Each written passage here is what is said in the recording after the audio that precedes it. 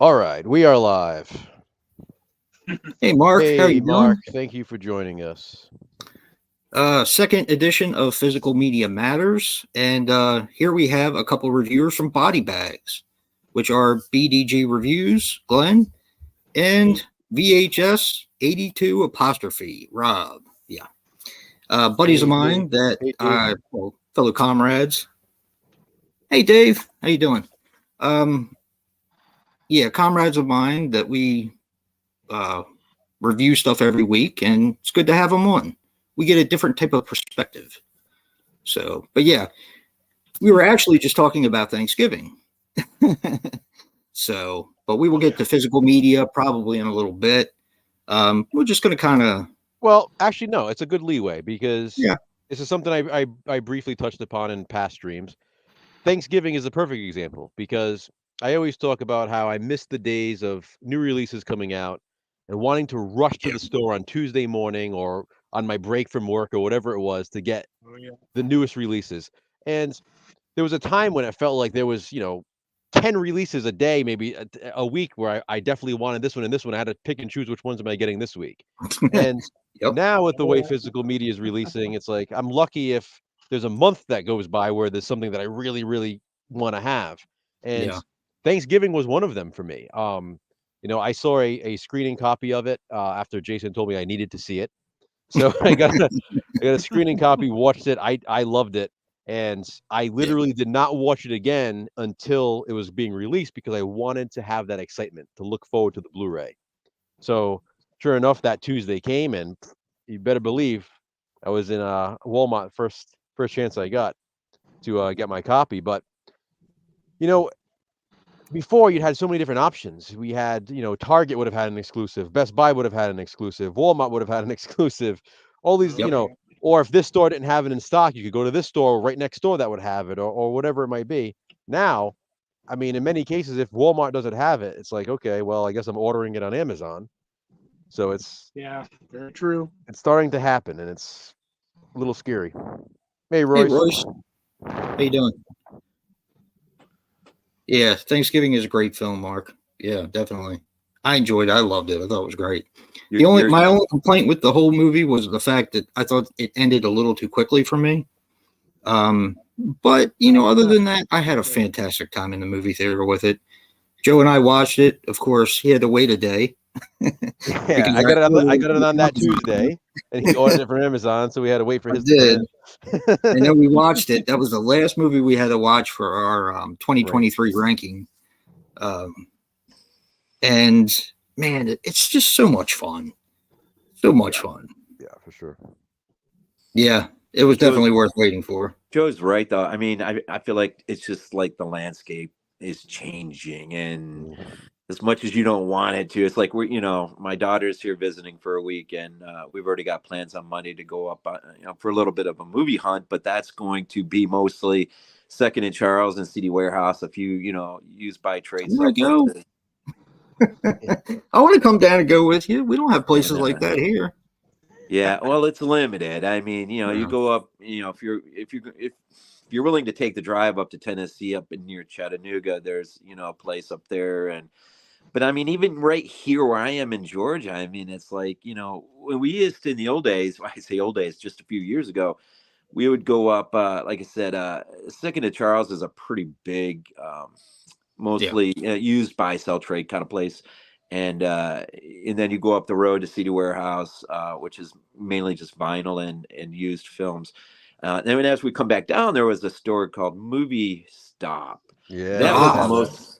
that We was used to have mostly movie stuff. new stuff. yeah.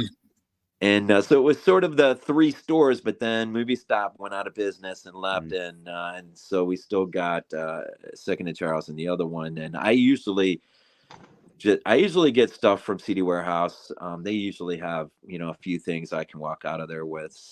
Yeah. Not so much Second and Charles anymore, but it's the landscape is changing, and unfortunately, Amazon is playing a much larger, maybe larger role than we want it to. But Yeah. um, I just pre-ordered from 88 Films 4K the Anthropophagus and Absurd that are going to be shipped out at end of June.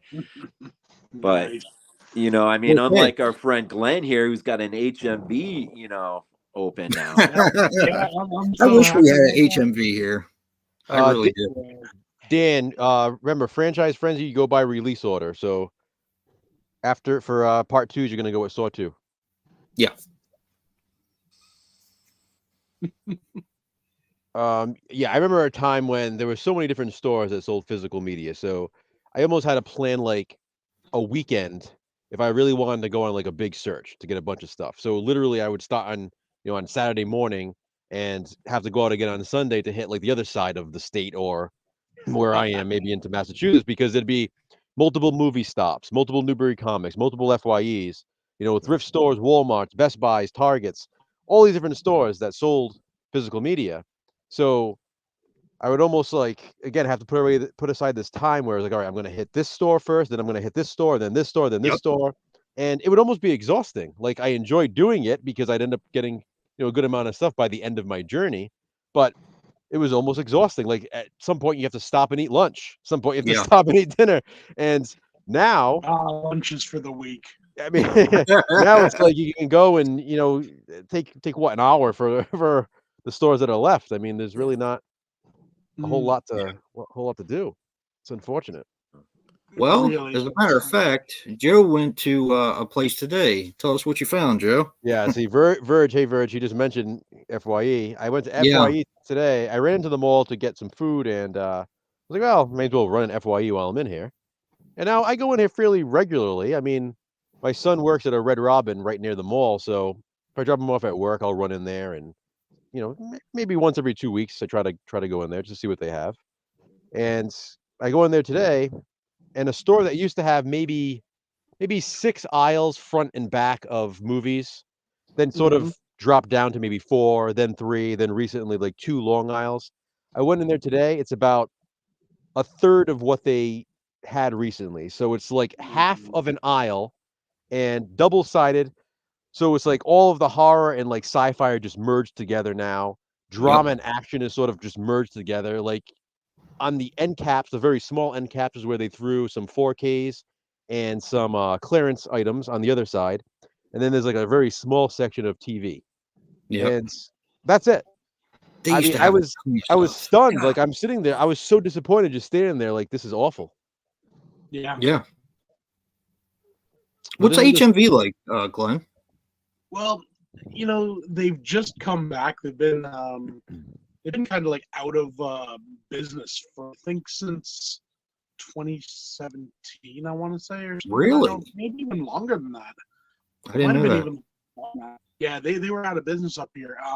They've come back, but they're starting small. They're opening like little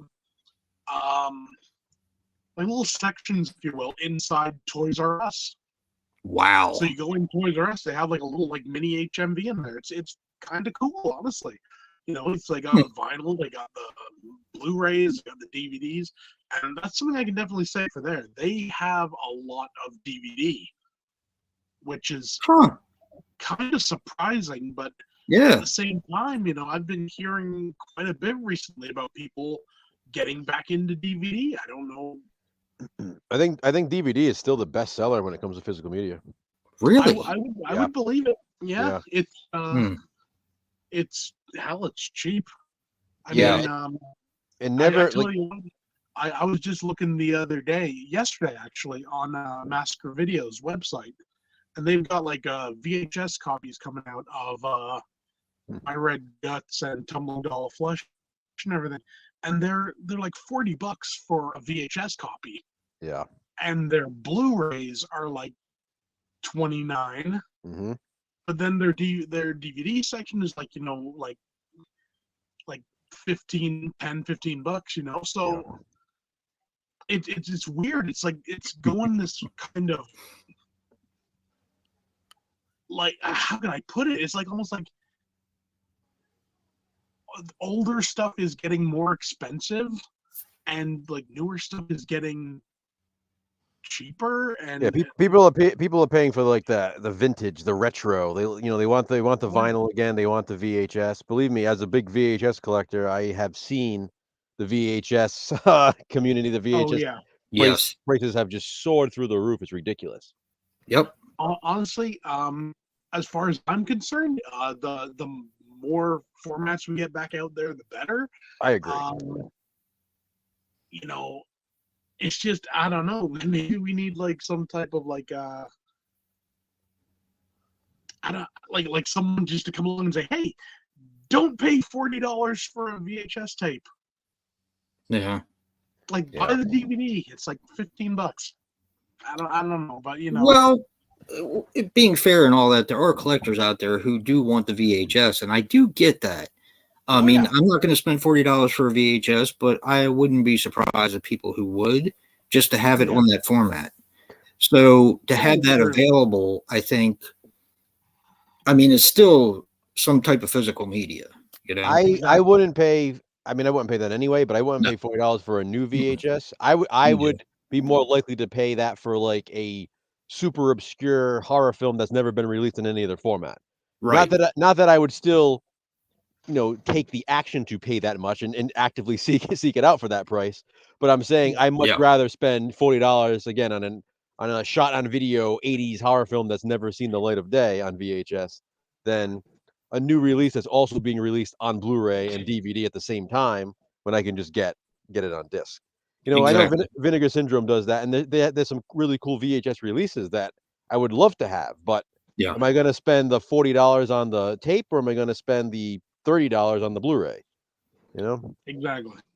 We have Rob in here as well. What's that? TerrorVision. TerrorVision is making not only cassette tapes but some VHS as well. And I think that's pretty cool, as well as vinyl and Blu-ray. Not so much DVD, but they're doing a lot of the different types of formats. The one that surprised me the most was the cassettes. That really surprised me. Yep. But hey, Rob, somewhere I forget who it is. But they're going to be releasing movies on cassette tapes. Just the audio of the movies on cassette tapes, like used to do back in the day when you used to would record just the audio. I think it's Rob Zombie. I'm not sure. Huh. I think. I just thought I remember hearing it and I was like, that's a really strange thing to do. But at the same time, you got like a generation of people now that, never got to experience that, Yeah. Literally definitely. listening to a movie. And like the old radio shows. I mean, certainly an experience. I'll just say that. It's a lost art. I mean, it is. I think anytime we start a conversation about VHS, my mind always goes back to when I lived in Nashua, New Hampshire. God, years ago, we had a Suncoast video. And oh my God, here we go. Walk in there, the wall of the widescreen, the director extended cut, it was like every freaking Italian movie under the sun on VHS. I mean, you just walk in there, first thing you'd see is, Fulci zombie or something staring you in the face. And it was just like, that might have been the peak moment for that thing at that moment, Suncoast video at that time. I mean, it was just the amount of stuff and, to sit there and think, God, this is all going to be going away, and you had no idea. Yep. Yeah, it's sad. It is. But, in doing some research for the show and talking to Joe, because he evidently did the same research, there is a bit of a light at the end of the tunnel. I think we're far enough into it now. A lot of the major companies, and I actually found this out through Joe and through someone else, a lot of the major companies are going to be releasing bi-weekly now. Yeah. So, you're still going to get your releases, but it's going to be like every other week. So one of the things they were saying is, like, if Barbie comes out 1 week, then you'll get Oppenheimer in 2 weeks. Their major releases will be done every other week, which, and from what I hear, I can't remember if I heard this from you, Joe, or Corinne, or somebody, But somebody said that Target is going to be keeping the main new releases, but the rest of their section is going to be not very good. Yeah, you they're gonna know? have like the new releases of like the week or Right. bi-weekly, and then that's pretty much it. They're not gonna really keep a stock of like other stuff like they have. I miss the Target section, I gotta say. Yeah, you and me both. I mean, you and I talked about several times about, looking in the paper to see which one had the best accessory with it. Mhm. I mean, when I went to buy Iron Man, I had the choice between a comic book or a Yeah. mini bust. Exactly. I mean, come on, that was awesome in order to Mhm. sell their product. So It's here's just not another that way one. anymore. Which one you go with? Yeah, the mini bust. There you go. I went with the mini bust, but yeah, Hey, I Anthony. mean, hey, Anthony.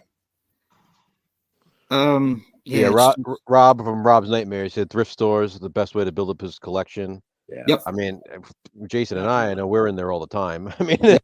how many Oh, yeah. times we're messaging each other? Guess what I just found at the thrift store, and we're sending each other pictures of what we found. So just Yeah, and Rob's Nightmares. I don't know if you've been looking at what he's been putting yeah, out. He's been picking up some crazy stuff lately. and that's what I was just gonna say. And that's the thing. It's one of those things with thrift stores. You usually have to be at the right place at the right time.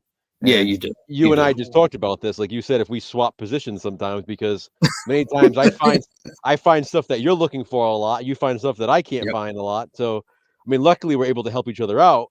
But it's Yeah. just funny that it's how it works out because there's stuff that I see all the time, and you're like, I've been looking for this forever. And I'm like, Yep. Jesus, there's like 4 copies of it at stores near me. And then I'll say the same thing about something and you find it. So you just gotta be at Yeah. the right place at the right time.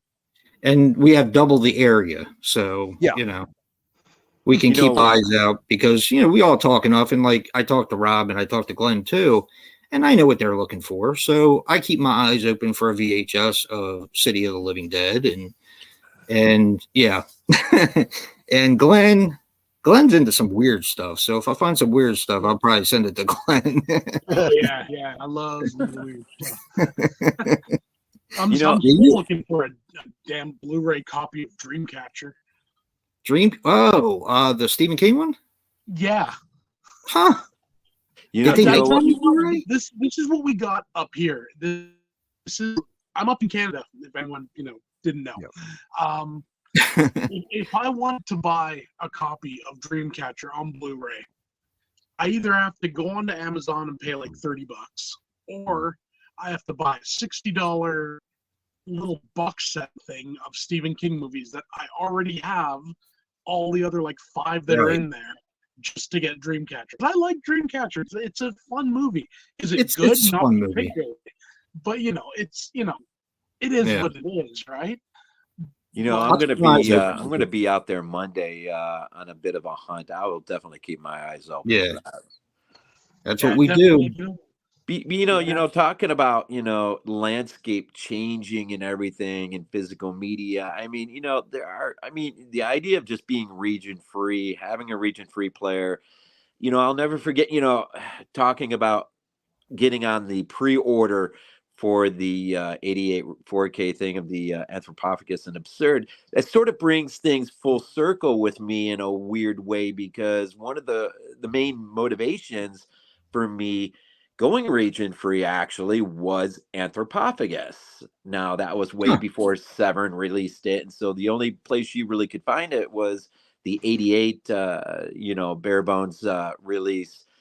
But the only way you could get that is if you were region free. And so I remember finally pulling the trigger and getting my player, and then doing my first Amazon UK order, and grabbing a few titles like Anthropophagus, and I probably got Absurd at the same time, whatever. But just getting a nice little stash of stuff, and in a small way it almost kind of felt like the old days again, almost. I mean, Yeah. you'd rather be in the store going through things, looking at things, trying to find. I was doing a Crazy Fives not too long ago, and I mentioned how I was out of state one time, and went into a place, and that was sort of a warehouse physical media type place. I mean, they were out there. I think this was in North Carolina, and I couldn't believe it. I walked in there and I saw the Grudge trilogy box set for $5. I mean,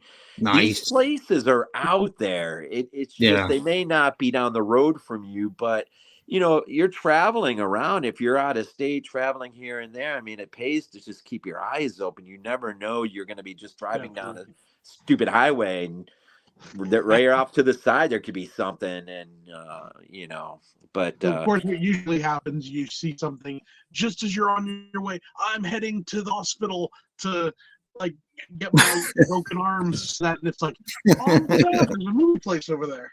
Yeah.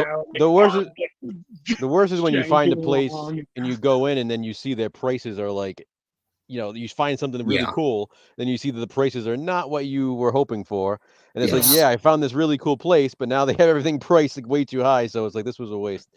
It depends. I mean, it really does depend. I mean, I've just been really fortunate, really blessed. I mean, I've seen the high prices. It's one of the reasons why I sort of stopped going to FYE, myself, just because, I'd go in there and I was now, but I understood arrow titles and all of that. And I would, see them in there for 40, 50 plus dollars. And I'm like, I could go on Amazon and, get it for a fraction of that.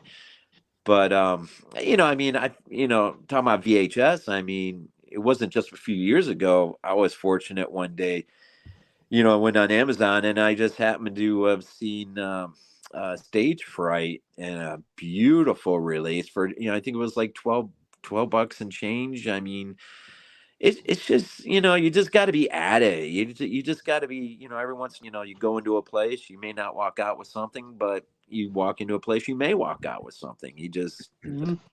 That's true. That's true. It's sad because we're sitting here talking about getting something cheaper on Amazon and stuff, and it's like, I mean, I obviously do the same thing. I go in FYE, I see something really high priced. I'm like, well, if I can get this for half the price on Amazon, I'm not going to get it here. But then it's like, at the same time, it's like, well, this is exactly why stores, a lot of them aren't selling physical media anymore. But it's like, I always question with FYE, why do they have to price them so damn high? Like, if Amazon can find a way, if Walmart can find a way, if Target can find it, I mean, these other stores are obviously making better deals to be able to sell these, DVDs, Blu-rays, whatever they are, for cheaper prices. I mean, they may never reach the low that Amazon can sell them for because it's its own thing. But even if it's a couple bucks more, sometimes I might just grab it at the store. Because do I feel like waiting for it to come in Amazon? It might come damaged, whatever. I'm impatient as it is. I like the excitement of going to a store when I want something, taking it off the shelf and going home with it. I just do. So if it's going to cost me a couple of extra bucks, fine. I mean, I'm not going to spend, 10, 15, 20 extra dollars, but a couple bucks, fine. So how don't these stores, how haven't they figured it out in all this time? I mean, FYE, it's ridiculous. I don't know, but I know with my, short relationship with Movie Stop, they would have, it was mostly new stuff, especially all along the wall was always brand new. If you went into the interior along the aisles, you might find some used stuff in there. One day I found Peter Jackson's Dead Alive for $8. That's where I got mine at Movie Stop on Blu-ray. And considering, and it's funny because I saw it there for $8, and I quickly, went, looked on Amazon. I think the cheapest copy at the time was like $80, and I'm like, $8 isn't much, And but then because I'm in there and I see some old, and maybe this is the trick that some miss, and this is where I think Movie Stop ultimately missed, is they didn't have enough of that in there. They didn't encourage enough, of that where people could come in and just get rid of stuff they didn't want anymore. They could get on their shelf. So somebody like me comes in, I see that, and then I'm walking around the wall and go, you know what? I will grab that Scream Factory release of that. Just to, this is crazy that you're even saying this, because it's so funny. I had 2 movie stops that were like close enough, like driving distance, for like if I wanted to go out one afternoon. Then I had a few others like nearby too, where I could drive a longer distance. But the 2 closest to me, I would go to all the time, and they were actually really good at doing what you just said. They had a ton of used stuff. So I used to be able to find just about anything. I got so many great out of print DVDs and Blu-rays at Movie Stop at the time. And then what you just said, it was like crazy because when Scream Factory first started, they used to carry every brand new Scream Factory release. So I would go in there, I'd be picking up used stuff, and I'm like, well, while I'm in here, I'm going to pick up the new Scream Factories Yeah. because truthfully, they really weren't even all that expensive in Movie No. Stop compared to the other stores. They were Mm-hmm. reasonably priced. So I would get like every new Scream Factory that came out, typically at Movie Stop, and then usually end up leaving with like $100 worth of used stuff because they always had some really good stuff. But that's why I miss Movie Stop so much. Like the selection that my local stores had was ridiculous. Yeah. I think part of it is to not with there not being enough old stuff sprinkled in order to get that old stuff. You really do have to, like I do. I know my kids hate it. They always want to go with me, my littles especially, but once we get into the store, they know the drill. I'm going to start at the top shelf. Yeah, yeah. I'm working my way across, and I am literally going to look at every single, but that's how you You find have them. to. You Yep. got to do it that way. And hopefully you're in a place that is smart enough to do things by genre. They stick all the horror movies together and science fiction or whatever. And but I knew Movie Stop was probably leaving pretty quick the day I walked in there, and I noticed for the first time that a lot of their shelving units and stuff and section of the store was moved in place of movie memorabilia stuff, a lot of like clothing, apparel, and all that. And as soon as Yeah. I saw that, I thought, They got golly, bought there we out, go. and now I can't think of the name of the store. They got bought out by another store. Did And they? yes, and what happened was a lot of the stores kept the Movie Stop name, but they were actually another store at that point. Oh, Because I know what like you're saying. literally like the two near me that I was just talking about, one of them never changed names, but they were the exact same store as the other Movie Stop that became I cannot think of the name of it. This store has since gone out of business as well, but they purchased all of the Movie Stops. So they started becoming, selling more movie memorabilia, Funko Pop, Mhm. that sort of stuff. Yeah.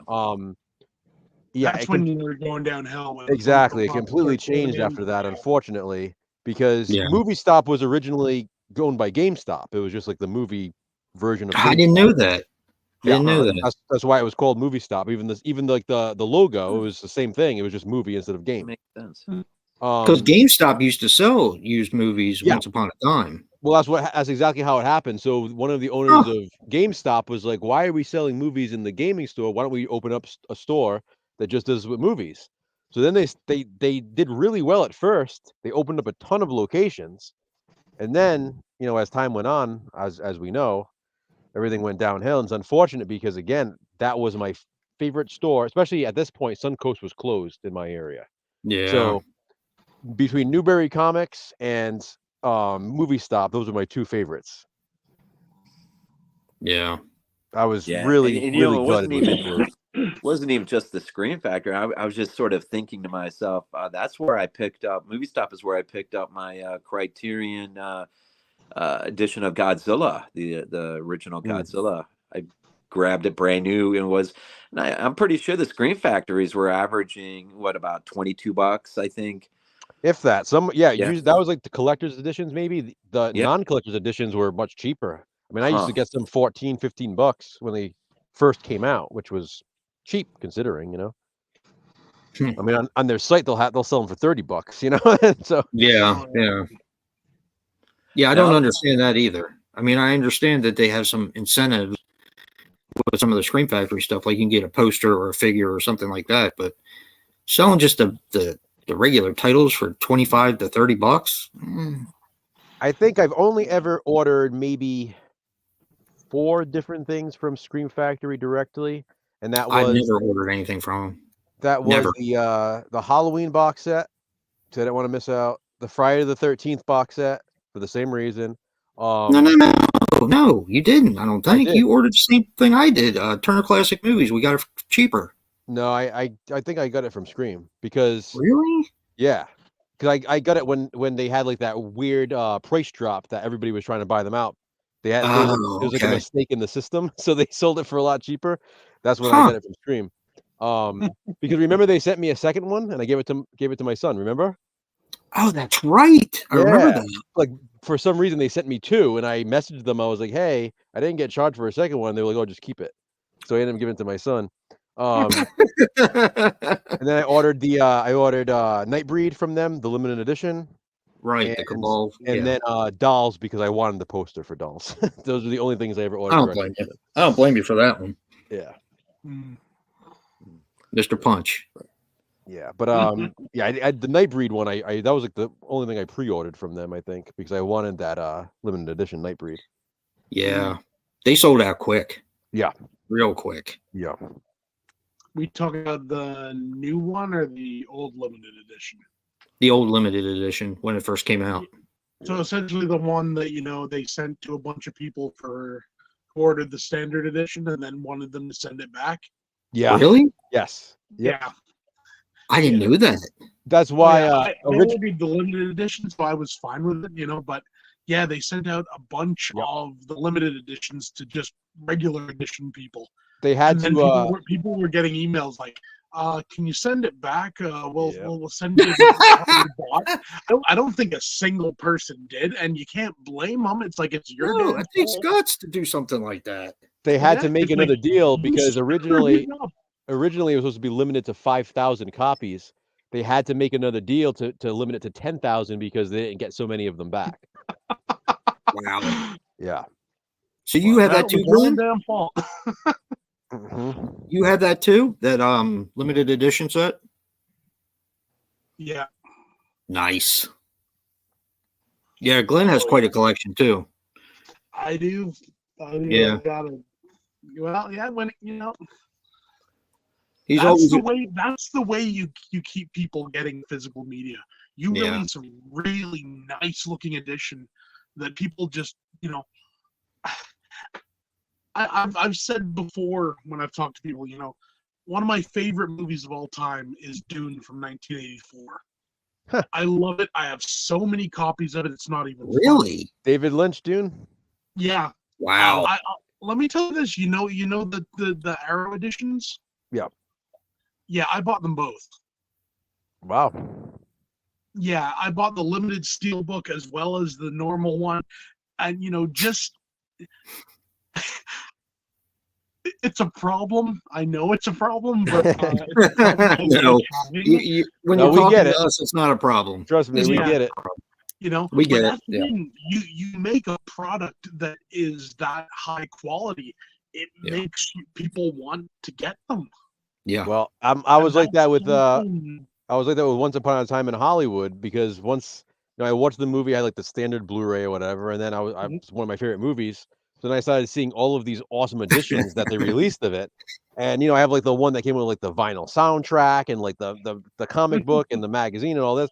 I have the one that comes with literally 3 different steel books in the same box. So it's like all these different editions of Once Upon a Time in Hollywood, but it's like they're so cool and they were limited, and I got them for yeah. good prices. So you know what? And that's it. That's how you do it. That's how you bring people in. Yeah. You make sure you make a product that people are willing to buy, Yeah. as opposed to just throwing something out there and being like, okay, buy Well, this. I think too extras what they put in is a key too, because I know my wife has she has since stopped, but she has quizzed me often in the past, why do you have more than 15, 16 releases of the thing on your shelf? Is it one enough? And I have to detail her, the difference in commentaries and the extras, and this one has this interview, this one has that interview, and 10 minutes in, she's just kind of like, okay, stop, I get it. And I have like a half bookshelf that has like three shelves on it, and it's literally where all of my editions of the Evil Dead films are. It's just Evil Dead films, just Oh, Evil yeah. Dead. So it's literally like a Jack. whole Evil Dead section. I have like every release of the Evil Dead, Evil Dead 2, Army of Darkness that's been released in the States and even other countries. Not all of the international releases, but I have like every US release. I mean, down to the littlest detail. Like Jason and I talked about this before. Like the first Elite edition, they released one that had a certain DVD logo on the disc, and then they re-released it with a different DVD logo on the disc. and everything else is exactly the same down to this, except for this DVD logo. But Yeah. damn well better believe I have both. Yeah. And it wasn't easy to track down because I couldn't just start opening them up in stores. So I had to like hope for the best when I was buying second copies. Like, is it going to have the right DVD logo for me or not? So I definitely get it. Well, Joe, So you're gonna love this because Jack was asking if anybody bought anything from the Love Is in the Scare Scream Factory sale. No, I did not. No. I didn't either. I looked at it though. I I looked at what they had, but I mean, I was even just- even in this conversation, I rarely order things. Yeah. I'm like I said, I'm impatient. I mean, I just am. I don't. I like to go to a store and find something.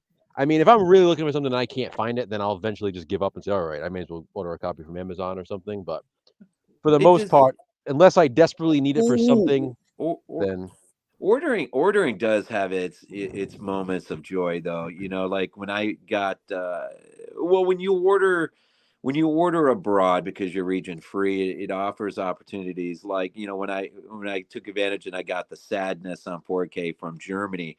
You know, you can't just walk into a store and get something like that, or yeah.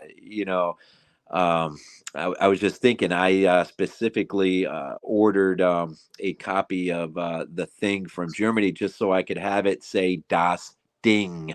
You know, but that leads into another interesting aspect of physical media. Why it's so much fun to order abroad is, you know, the Land of the Dead U.S. release. You know, the most god awful cover art on that thing. But then you order from Amazon UK, it's one of the best pieces of artwork, you know, for that movie. So that's I've got true. I've got a few films in my collection that I ordered from, you know, Amazon Germany or Amazon, you know, whatever, just to get artwork, just because I thought it was. I mean, I think I got a tin of Halloween 3 Seasons of the Witch just because of the cover. It was so freaking awesome. I think I got that from Germany. You know, it's even even better the rare occasion when you find an overseas release in a local store. Like Newberry Comics, not long ago, I found the Arrow Dawn of the Dead release from overseas, and it has all of the cuts of the film on Blu-ray. And as you guys all know, Dawn of the Dead is not like an easy one to get on Blu-ray. All the rights holding it up No. and all that and stuff. So literally finding it in the store, being able to pick it up and purchase it right then, and then coming home to find out that it's region free on top of it. It was like, this is amazing. Like, Yeah. I mean, Dawn of the Dead, it shouldn't be that hard to get on Blu-ray, but you know, it is, Yeah. For some unfortunately. reason, it's weird. I mean, and That's weird. I have the Anchor Bay Blu-ray that was released, but even still, to find the Arrow with all the cuts of the film on Blu-ray was really cool. So Yeah. All right, Mr. Dan and Horror said, I bought the Thing novelization for really cheap, but I wasn't wearing my glasses. It's in French. that's why it was really cheap, I guess. Yeah, probably. Rob's Nightmare says Hamilton Book has some good deals going on. Great deals. Yeah, they going on do right now. actually. They always have good deals. Hamilton Book. Yeah. You know, I haven't Hamilton heard Books anyone is great. I mention just Boom. wish they send stuff up here. Yeah, they won't deliver to Canada. They won't deliver to Canada, so you have to go through like a third party, like one of these. I don't know what you call them. You like go to this company, then you order what you want, and they have it sent to them, and then they send it back to you. It's weird. I've done it once, but Yeah. I got probably, I think it was like a $200 order from Hamilton Books, and I was just loaded with stuff, all like Blu-rays, DVDs, everything. And I probably got maybe $400 worth of stuff. Oh wow. You know, it was like a lot. You know, I mean, like, and they They're were good deals. really good deals. You know, so Yeah. it was worth it for that. You know. Yeah. Yeah, you can find some really good stuff on there, and also some out of print stuff on there, especially. And one of the things that's really shocked me is the Scream Factory stuff that goes out of print. Usually, Hamilton Book has it for a relatively decent price. Yeah. So, yeah, I don't know why, but hey, Professor I Macabre. think probably a bunch of people would just I probably just a bunch of people that don't realize what they have, and then they like just send it to Hamilton Books. I don't know.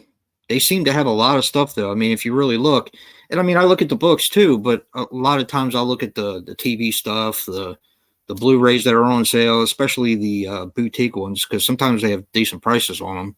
Yeah. And the DVDs as well. I mean, you can get decent stuff on there for $2. Oh yeah. Yeah, it's fairly cheap. Have you ever looked at that, Rob? Hamilton book?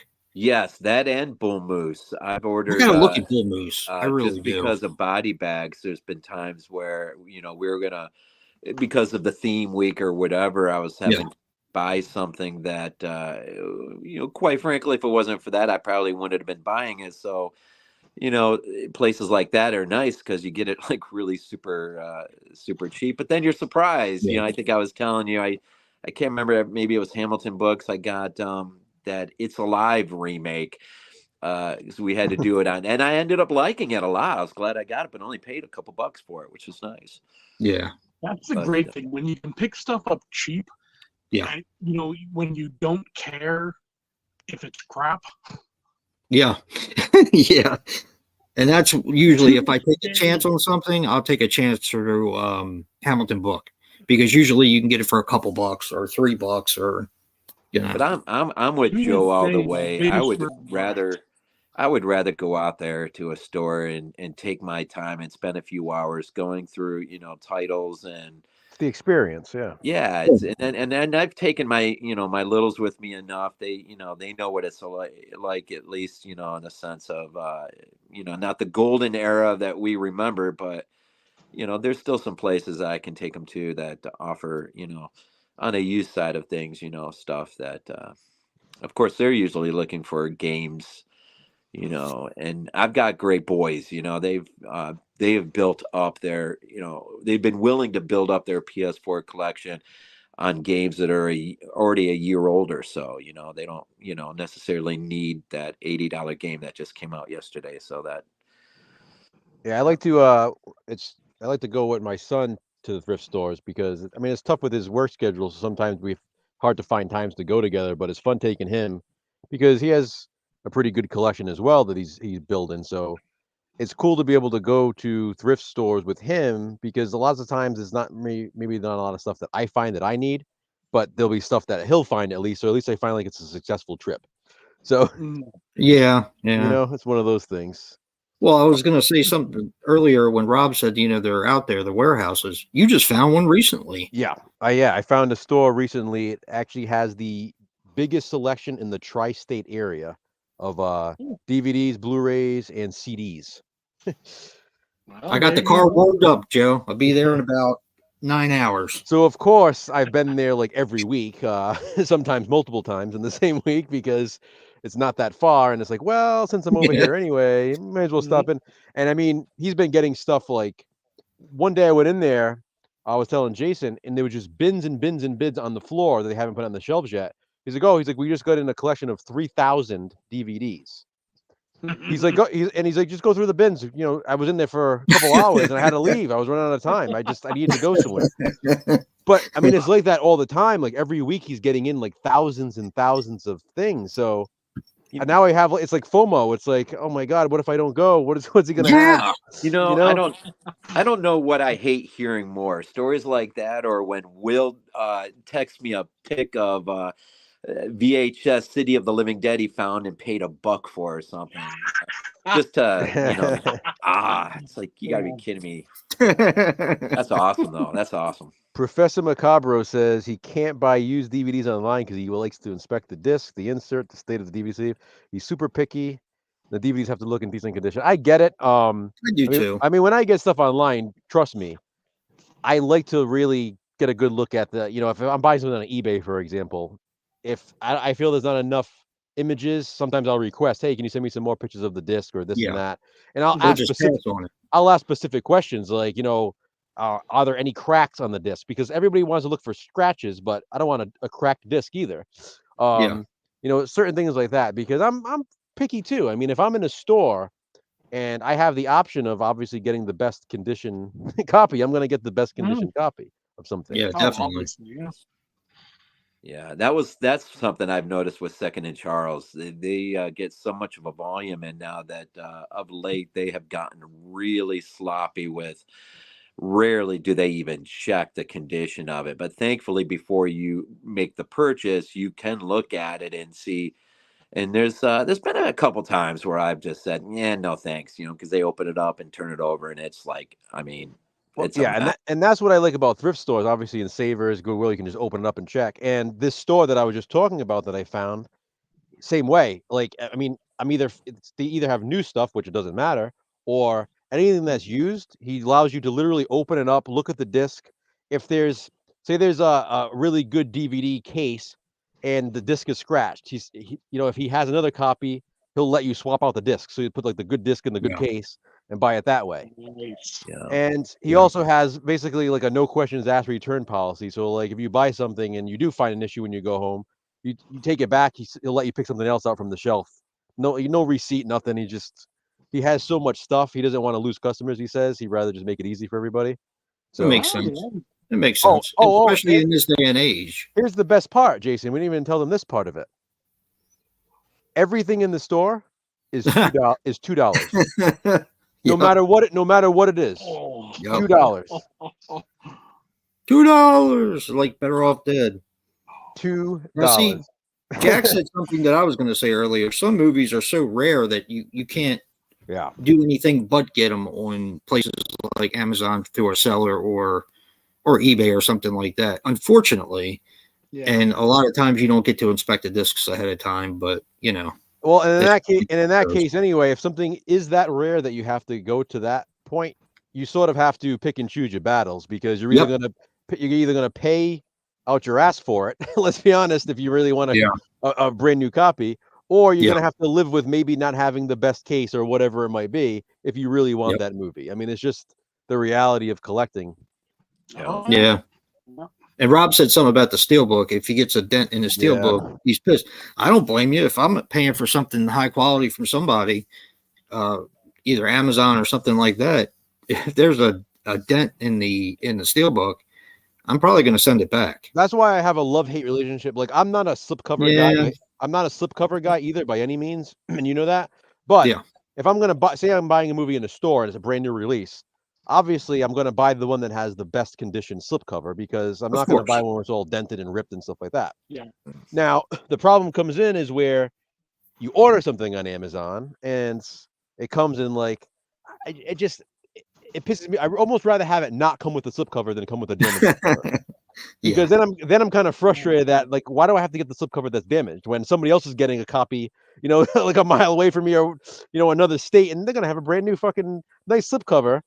But Yep. why do I get the damaged one? It's like so either don't put the slipcover on it or make sure they're in good condition when you're gonna send it out. If I'm buying something new, it better be in new condition. And Some people are very Yeah. particular about that. yeah, Oh, for sure. I've noticed on at times when I haven't done it in a while, but when I've ordered out of country, it generally comes to me much better packaged than when I just order, you know, here and and I got a Amazon distribution center that's just basically down the road from me. So I mean, Me too. Yeah. and it's the people carrying it. It's anything today. I mean, it's people just they don't. They just don't care. I feel like Amazon has a lot of copies like already in their warehouse that are damaged because there are so many times you get things in. I'll watch the driver drop it off in this, and sometimes it is packaged well enough, and it's like you open it up and it's damaged inside, and it's like how did this even happen? And Yeah. now Amazon, don't get me wrong, they're easy to deal with returns. You just exchange; it's not a big deal. But Yeah. if I'm already waiting a couple days to get my DVD in the mail, now I'm waiting another couple days to get the exchanged Blu-ray or whatever it is. It's just frustrating because I'm already getting excited because it's out for delivery. It's like hell yeah. And then you see the Amazon truck pull up, you get excited, you open it. It's all damaged. The disc is shaking around now, it's scratched or whatever it is. It's like son of a bitch. Then you got to go through it all, wait for it again, and that's it's just one of my issues with ordering stuff online as well because you just can't. There's always going to be that risk. Whereas if I'm in the store, I can make sure the disc isn't shaking around. I can make sure that it's not damaged, and then I can go home and watch the damn thing instead of waiting for it. Yep. Yeah, quality control is something that does not exist online. Yeah. Yeah, you got that right. It's a shame too. It is. Well, I mean, then again, it also depends on who you're dealing with. So if you're dealing with like a smaller company, like something like Diabolic or whatever, or Grindhouse Video, they have a tendency to make sure you get, it's not damaged usually when you get it from them. Yeah. Now, I used to order from Grindhouse Video a lot, but since now, again, they don't ship to Canada anymore. Wow. That Them too? Yeah. It's annoying to say the least, because I mean, he had a bunch of stuff there that was like exclusive to his site, and it's like you're kind of screwed. Yeah. And that's the other part of this conversation too. Glenn brings it up is, you just got to be, we're so blessed to live in this country, because we, comparably speaking to other countries around the world, I mean, we have it pretty easy when we order out of country, as far as the shipping and, how it's, there are some nightmare scenarios out there, and, it's just to hear what Glenn has to pay sometimes is crazy. Here's a question for you guys, and then everybody in the chat as well. What do you say is your biggest pet peeve when it comes to physical media, when it comes to things being like damaged? Like, what is your most frustrating thing? Like, some people, like for example, like Rob's Nightmares mentioned, he hates like a dent in a steel book. Some people hate like dented corners on slipcovers.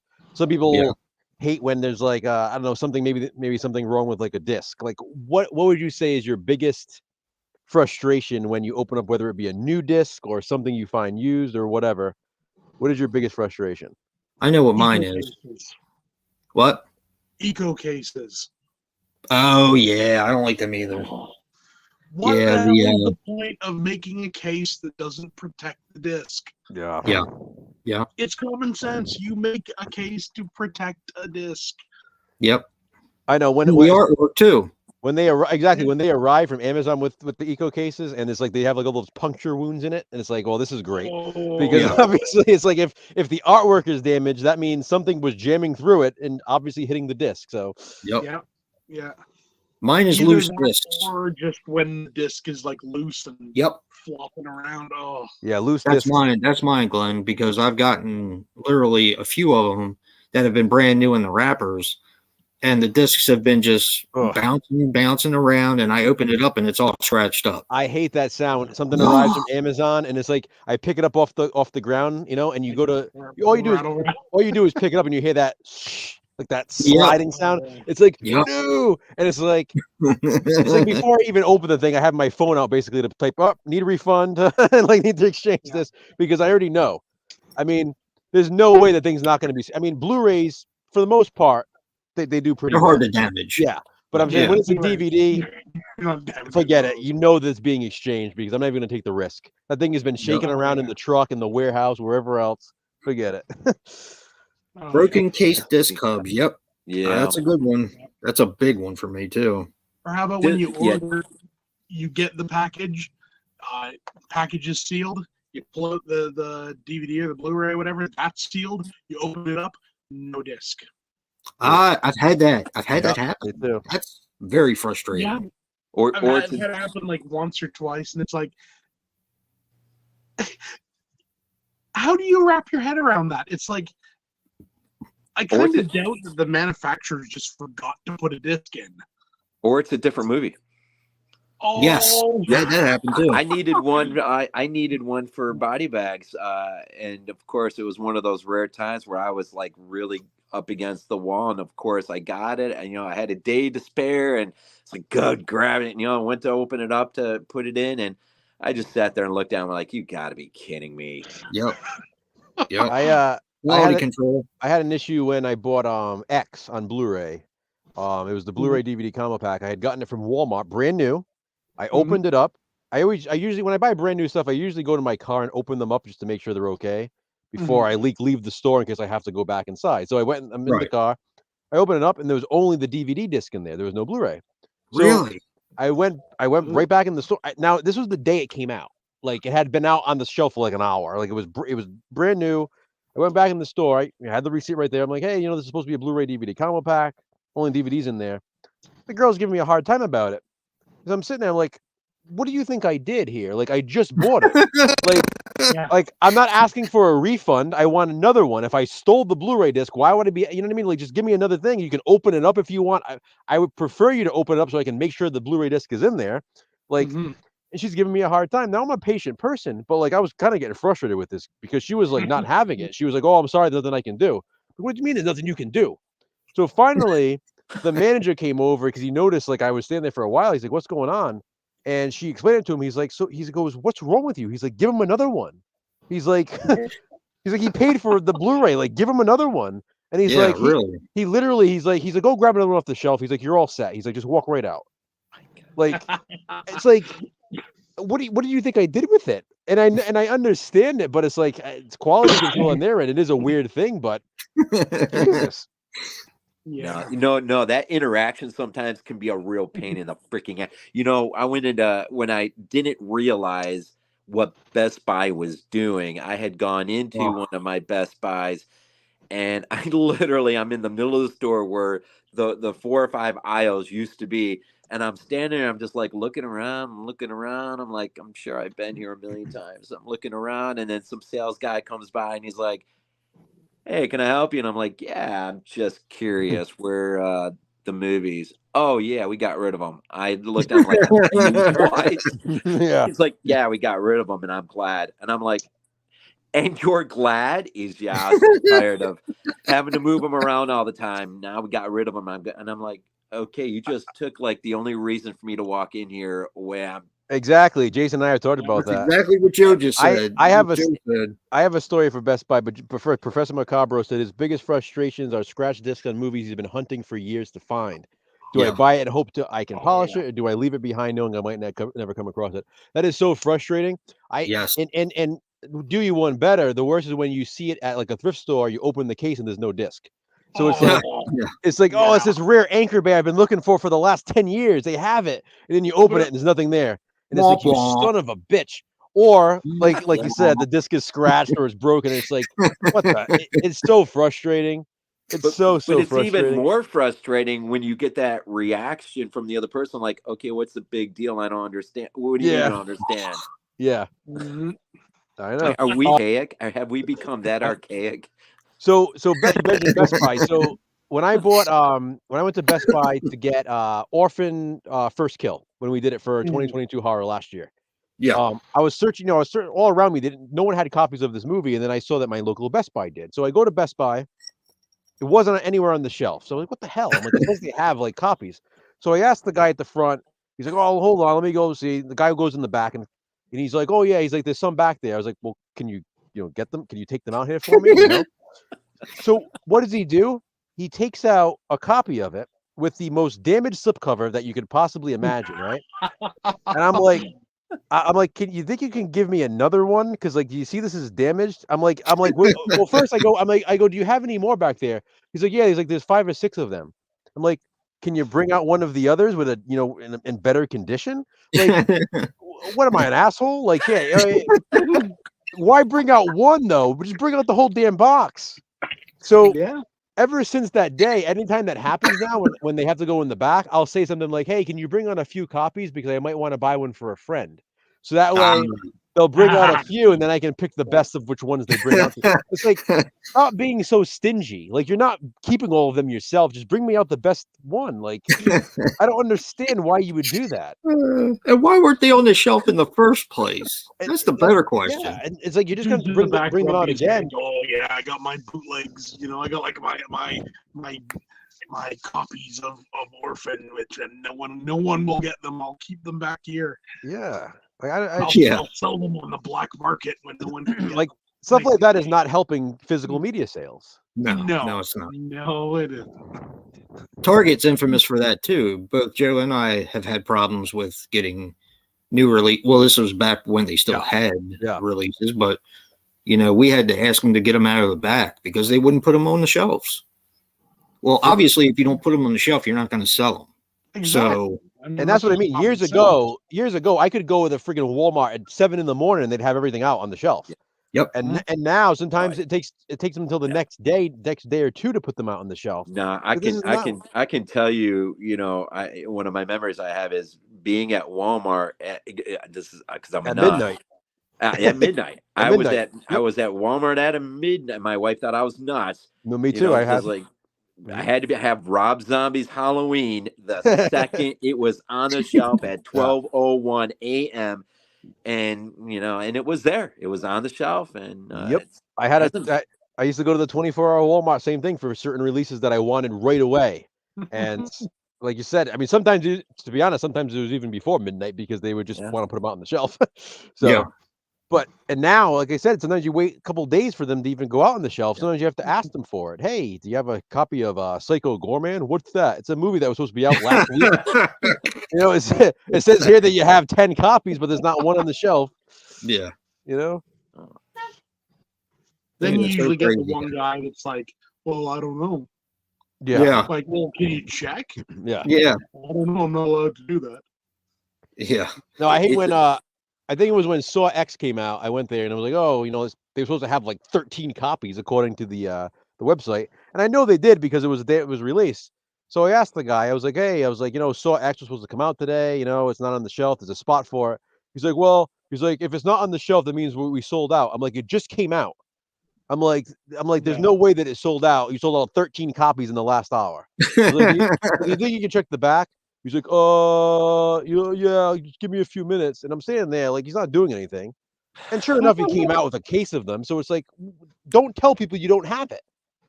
Yeah. Like, if I didn't second guess him, if I didn't question why he's saying they were all sold out, like they didn't all sell out. They came out today. Yeah, exactly. Look, we have traveled this road so fast from where we just said you could be at Walmart at 12:01 a.m. Yeah, with walk out of there, and there's a million copies on the shelf, so we're fine. We got our one copy, and then today, I go in. I remember when Thanksgiving was supposed to be on the shelf. I couldn't find it. It was almost like they were putting maybe 3 copies out at a time. Then they would sell, and then they would put 3 more out. Then they would. I don't know. Yeah. I've noticed that. Movie John said they just don't care about us collectors anymore. They really 100%, John. 100%. Rob said he used to work when you think about it, because collectors are the people who are willing to shell out the money for your product. Yep.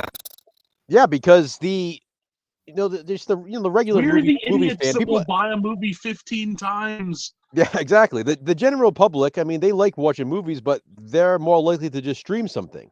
Yes. Exactly. Rather than go spend the money on, the new Blu-ray copy of Thanksgiving, or which is the problem that we're having. Yeah, or I can stream all of the Saw movies on Netflix. So why am I going to buy the new Saw X? I'll just wait for it to come on streaming. Well, it's like I'm buying it because I have all the others. It's like the new it's like Texas Chainsaw Massacre 2022, no physical release. Well, I have to friggin' make one because I can't own all the others and not have that one. Thanks very much. Yeah. Yeah. How do you hold on to a friend?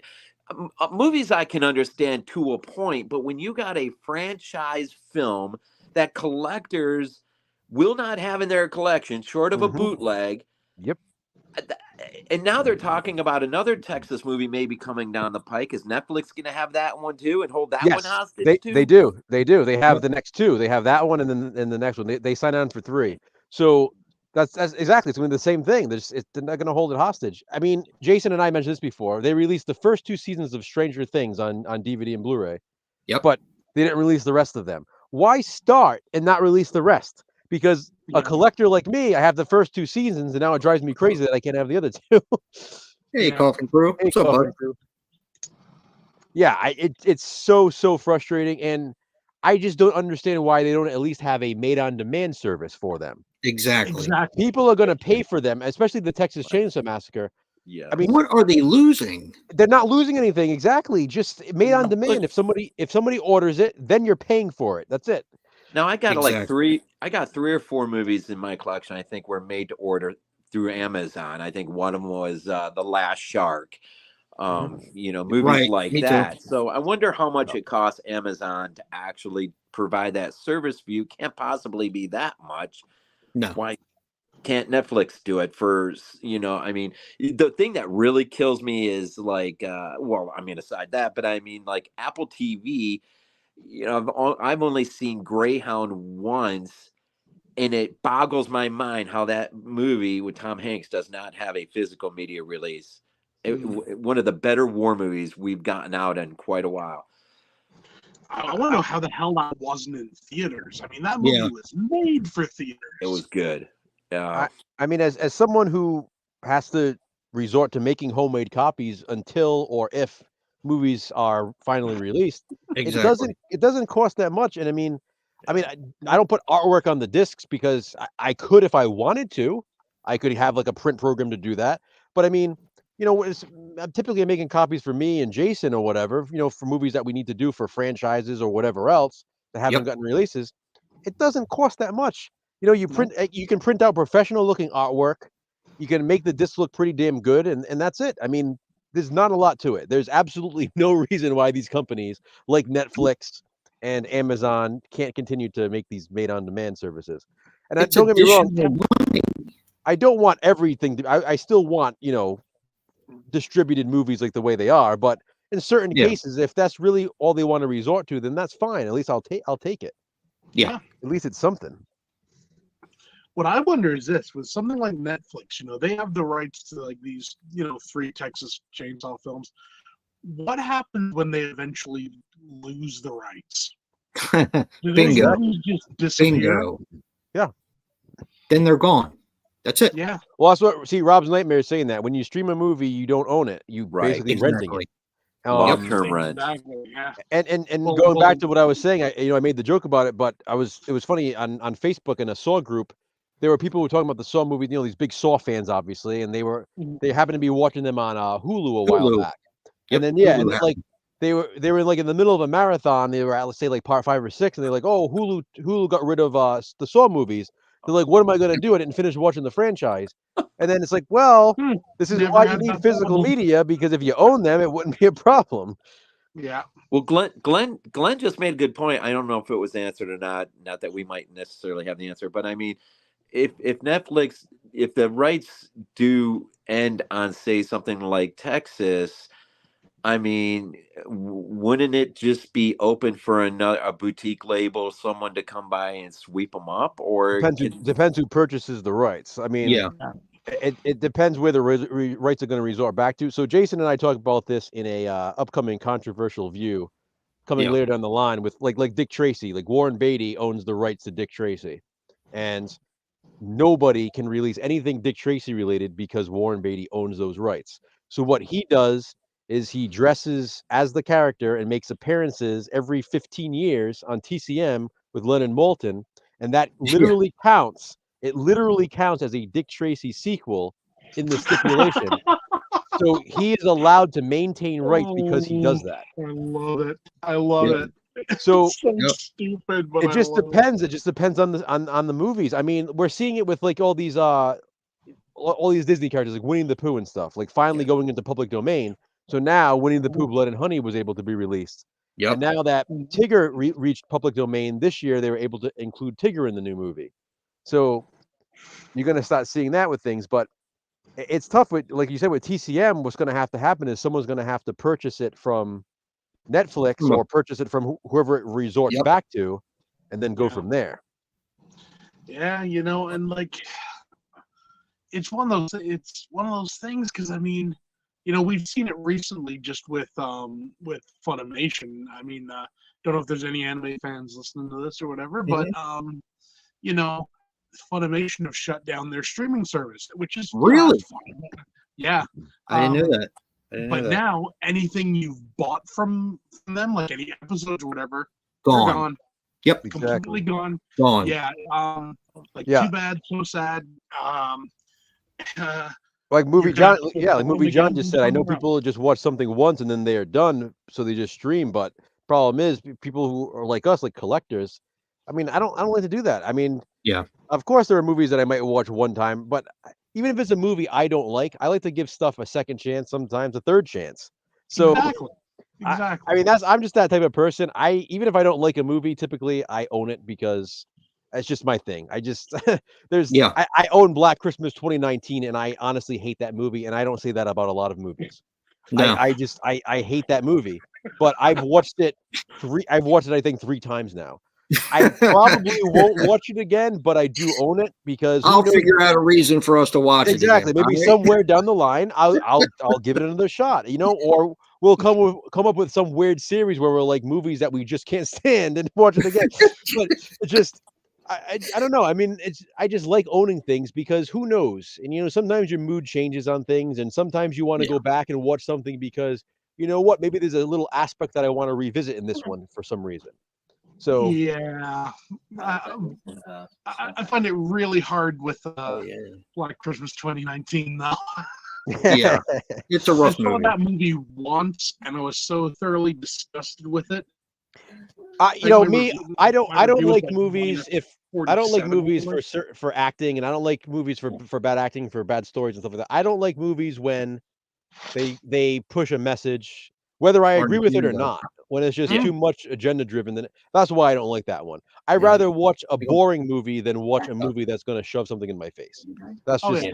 that's the thing. So Well, this might give us a little bit of hope. Maybe if you just put in physical media in Google, you get all of these articles that are fairly recent in the last year or so. I mean, everything from why you should still buy physical media, or why 2024 is the year to start a physical media yeah, collection, I've or seen a few of those. Yeah, Blu-rays are back, why people yeah, are building physical media. And then thankfully we got the likes of James Cameron, of course, Nolan, with his emphatic plea that if you yeah, liked seeing Oppenheimer in the theater, you have you have a responsibility to buy it, not stream it. yeah. Yeah. Well, And so I mean, and that's what Jack's asking. He says, "Is there anything we can possibly do to save physical media?" Just keep buy it. being a pain in the ass. Just keep buying it, I Start guess. start building a collection. I mean, Yeah. and start. I did a couple crazy fives recently where, one was dedicated to how can you do it the cheap way, and then another one was dedicated to when you do have that cash. Hmm. Here are some ways that you can use that are smart to find something good.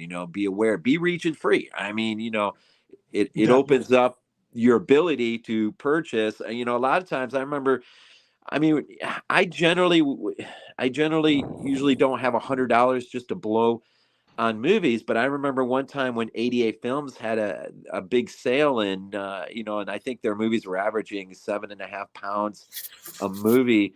I think I literally did drop about $120, one of the best orders, and Yeah. that put 8 to 10, Well, yeah, films in. and that's just it. And I mentioned this to Jason, I think, in our last stream or the stream before. I was saying the thing is, I mean, I buy a lot of movies at thrift stores now because first of Mhm. all, I just love going to thrift stores, and it's cool. It's like a treasure hunt. You never know what you're going to find. And I know a Yeah. lot of us do that as collectors. The problem Oh, yeah. is, as fun as that is for us, that's not really helping physical media because we're buying secondhand movies as opposed to buying them. So it's like they already made the sale on that movie. They're not getting an additional sale on it. The thrift No. store is. So Yeah. while obviously it's helpful for us because we were able to build our collections for much cheaper, we're not really helping the physical media unless we're really buying the new releases. Yeah. So that's the thing. It's just it's unfortunate. I mean, I'm guilty of it as well. It's a natural thing. Why wouldn't you try to find something cheaper at a thrift store than spend, $20-$30 on it? Well, and But at the here's same time, we are kind of part of the problem yeah. if we're not buying new Well, stuff. here's the other thing too. I mentioned on that one Crazy Fives video I did that if you don't got $120 to put out for that Friday the 13th box set, Yeah. Walmart has the 8 film Yeah. collection Hmm. that's what 13, 14, something like 100%. that. Yep. Exactly. I mean, so I mean, yeah, it's not your Scream Factory box, but you know what? It's 8 films in your collection, and you bought it brand new. Yep. Mhm. Yep. Yeah, it's And that still keeps it going. And, even though we do bootlegs, of course, for movies that haven't gotten a release, and I know Glenn's made me some bootlegs. Joe's made me They're a ton of called bootlegs. homemade copies. We don't use Yes, that homemade word. copies, right? But I buy all of them when they come out. Oh, Yeah. If exactly. they are That's the thing. released on physical media, 100%. yeah, it's not 100%. just Right. it There may are- wait a while until I have the money to do it, but I still buy them They are because it's the principle of it. There are a placeholder in my collection until I can get Yes. an official release. Yes. That's a perfect definition. Yeah. It really is.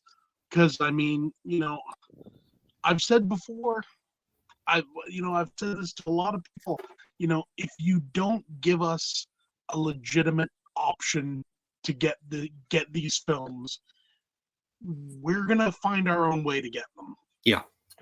That's why I don't understand why they wouldn't at least have a made on demand and make money off of it. Yeah. It's just Exactly. crazy to me. Exactly. It's crazy to me that they don't do it. Because that's the thing, we are willing to pay. Mm-hmm. We may not always have a lot of money, but we're, if we know, oh, new Texas Chainsaw coming out, we'll save our money for it.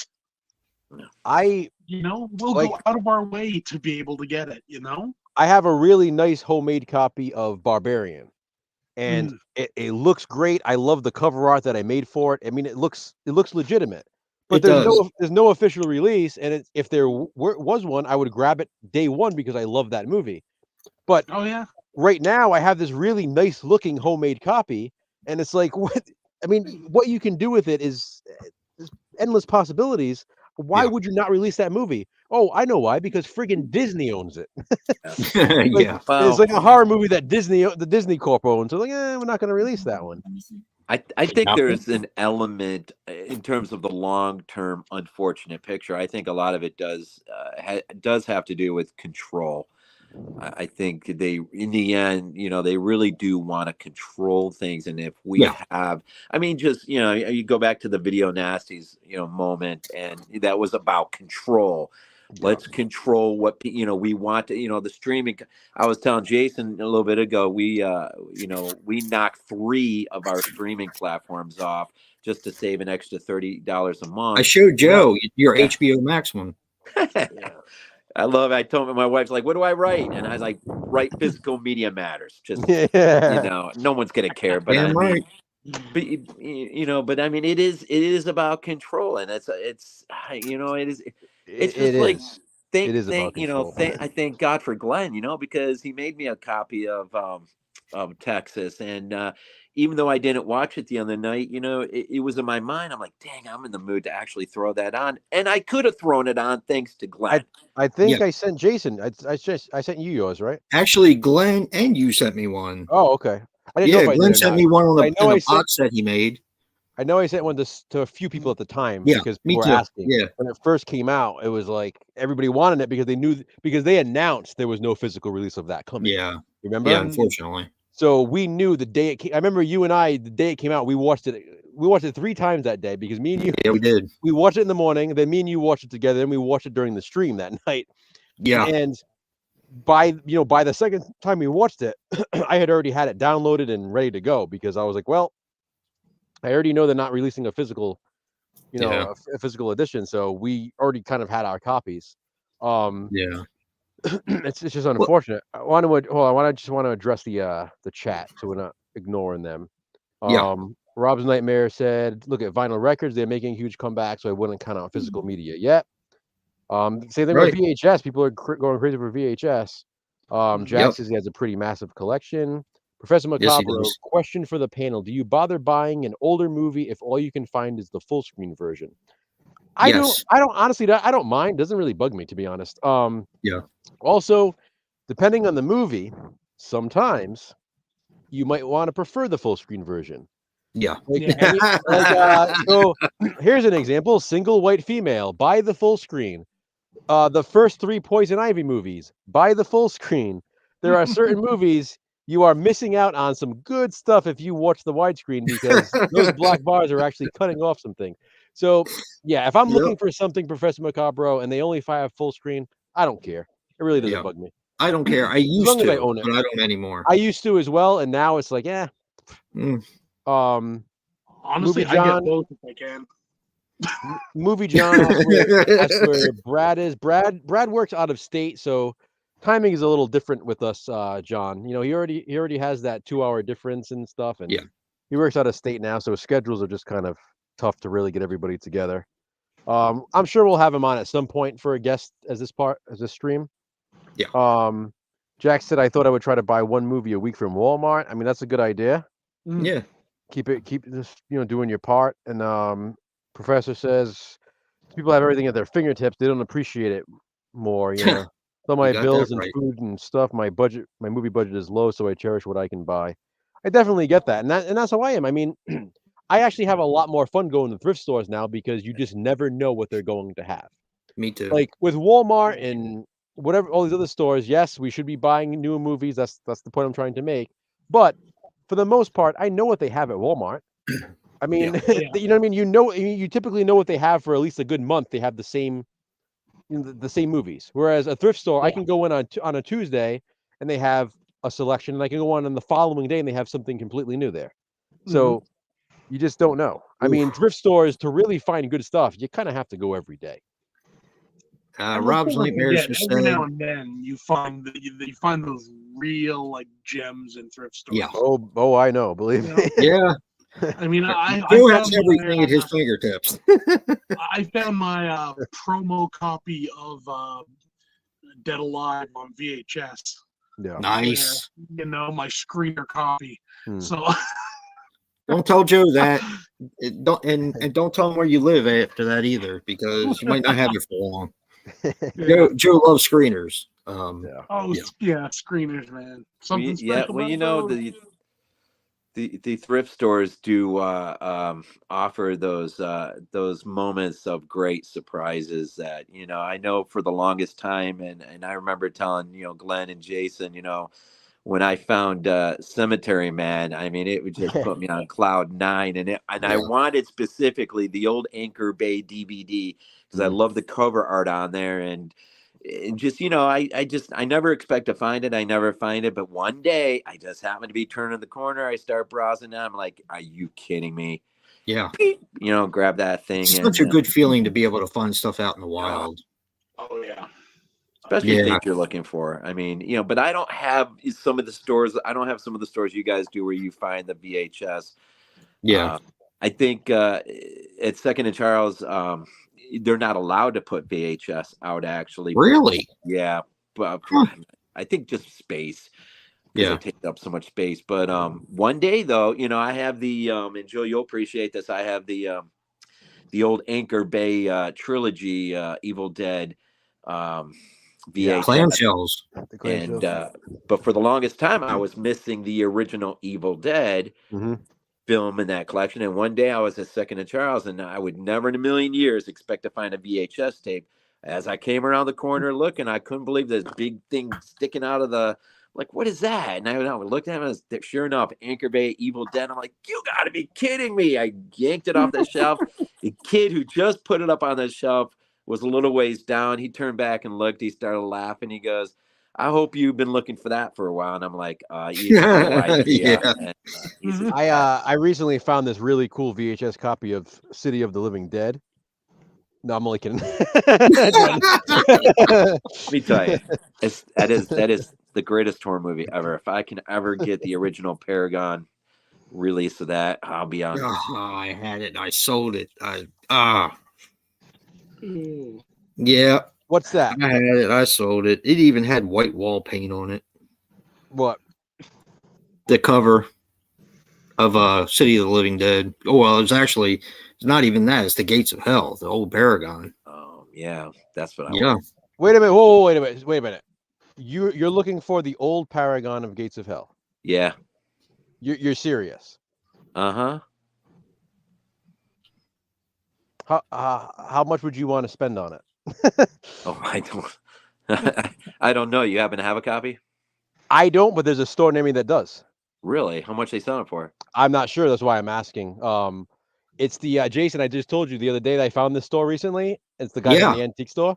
He has he has a copy of it sitting there on the shelf. Really? Yep. Ah, I thought of you when I saw it because you said you used to have that. I did. Yeah. I did. I will go maybe this week, depending on the weather. Maybe I'll stop by this weekend and I can check out the price. All right. Yeah, you did. He sent me. Jack sent me a copy of Cemetery Man. I got that. Anchor Bay. I got that Anchor Bay when it came out. Luckily, I got it for like $7.99 brand new at Newbury Comics. And then the thing went out of print, and then it was like ridiculous. Yeah. Yeah, Cemetery Man's awesome, and I can understand. See, that's the one thing we had talked about when Severin decided that they were going to release Cemetery Man. I think it was Opera, and a few others like the real set looking nice things. Mm-hmm. And Rob was like, "I just want the Anchor Bay." I was like, I completely understand that, because as much as I love my Vinegar Syndrome Fade to Black with the cover and everything, I love my Anchor Bay Fade to Black just as much, if not more, because it took me so long to find it. Well, I have that double feature, the Fade to Black and Hell Night. I had that too. Yeah, I love that. And then I obviously have the VHSs, as you know. Yeah, I had the VHS, but I sold it because I'm a dummy. Let's see. Movie John said, not speaking for all thrift shops, but Goodwill does throw away a lot of movies if they don't sell within a length of time. Yes. Sucks. Professor Macabro, do you all get rid of older copies of movies you upgrade to save space? You're asking the wrong person. Nope. Yeah. I am I'm a big hoarder. I created a whole series on YouTube based on this, the 4 or More series, where I showed movies that I have at least 4 copies of. And remember, at least 4 copies. So yes. I'm an upgrader and keeper. So upgrader and keeper. here's my VHS. Here's my other VHS. Here's my other VHS. Here's my DVD and my other DVD and my other DVD and my Blu-ray. Yeah. I just can't bring myself. I'm a collector at heart. That's it. Yeah. There are different things on different editions. Not that I watch all the special features, but they're there if I want to. I like the different artwork. I like having different editions. I do temper myself in terms of how much I buy, just because, well, funds are always somewhat limited. Oh, yeah. But space is I've been limited. But every once in a while, something weird happens where I am able to release up some space simply because, we bought I bought a fantastic during COVID, actually. Phase 1, 2, 3 of the Marvel box set off the Amazon UK, and so I gave all my Marvel movies to my daughter, so that actually released up some space. And since I got the X-Files, on Blu-ray, the box set, I have actually that's a nice set. It is, and my seasons, I got 1 through 7 or 1 through 6. I'm gonna complete that set and then give the whole thing to my daughter for her birthday. So that'll actually release up a nice chunk of space on the shelf. So, but generally, I don't give up. I don't. Yeah, I find with me, depending on the movie, like I said, if it's Dune, I keep that no matter what. But usually, if a new edition has all the features of the previous edition, then I'll just upgrade and sell the previous edition. Yeah. If it's has a better picture quality or something. But if there are differences, I try to keep them. I got the Thing on the Arrow Blu-ray and the Scream Factory Blu-ray because it's got different color timing. Yeah. Yeah. And plus, the Scream Factory has the television version. Yeah. Man, it's funny. It is funny. It's funny. See, Jason, though, you just made a great point for physical media. With Scream Factory, I got a few on my shelf that offer the TV cut. I think King Kong from '76 has the original TV cut on there. The Halloween 2, the original TV cut, which is great. I don't know if I prefer it, but I enjoy it. I like to see Jimmy sit up at the end. He looks like a guy. there is stuff in it that I wish was in the theatrical cut. I wish there could be a hybrid version. Me too. Me too. But see, this is physical media allows for so many opportunities that you're just never, ever, ever going to get with streaming. Yeah. You're just never going to get it. I mean, and then, we haven't really talked about it, but, the commentaries, and being able to dive deep into something you love, whether it's for the purpose of, reviewing like a lot of us do here, or just your own enjoyment of learning, having even more of a reason to love and understand why you love something in your collection. It's because you can tap into those extras. And I just put in Bad Taste the other day, and just that 25-minute old documentary. I think it's I like Good that. Taste Made Bad Taste. Fun. Yeah. It's so much freaking fun. I mean, and you kind of just watch that documentary and you just get an idea that, my God, this is the man that's going to do the 3 Lord of the Rings movies. Holy crap. I mean, this is. Yep. Or I mean, even like the Rob Zombie documentaries on like the Halloween, the Devil's Rejects. Oh, the 30 Days in Hell. Yeah. I So mean, freaking- where else are you going to see that? You know, you Yeah, need to look exactly. for it.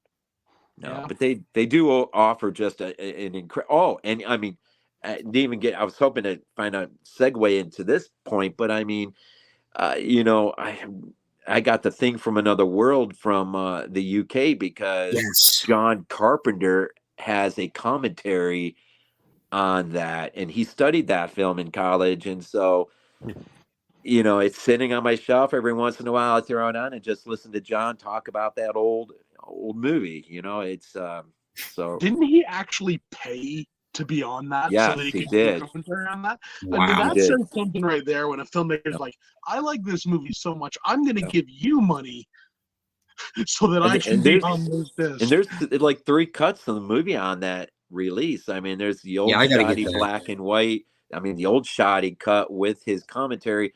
There's the or maybe it's the Canadian cut, I think. Then there's a really nice cleaned up, pretty nice looking black and white cut, and then there's the unauthorized color print that's on there.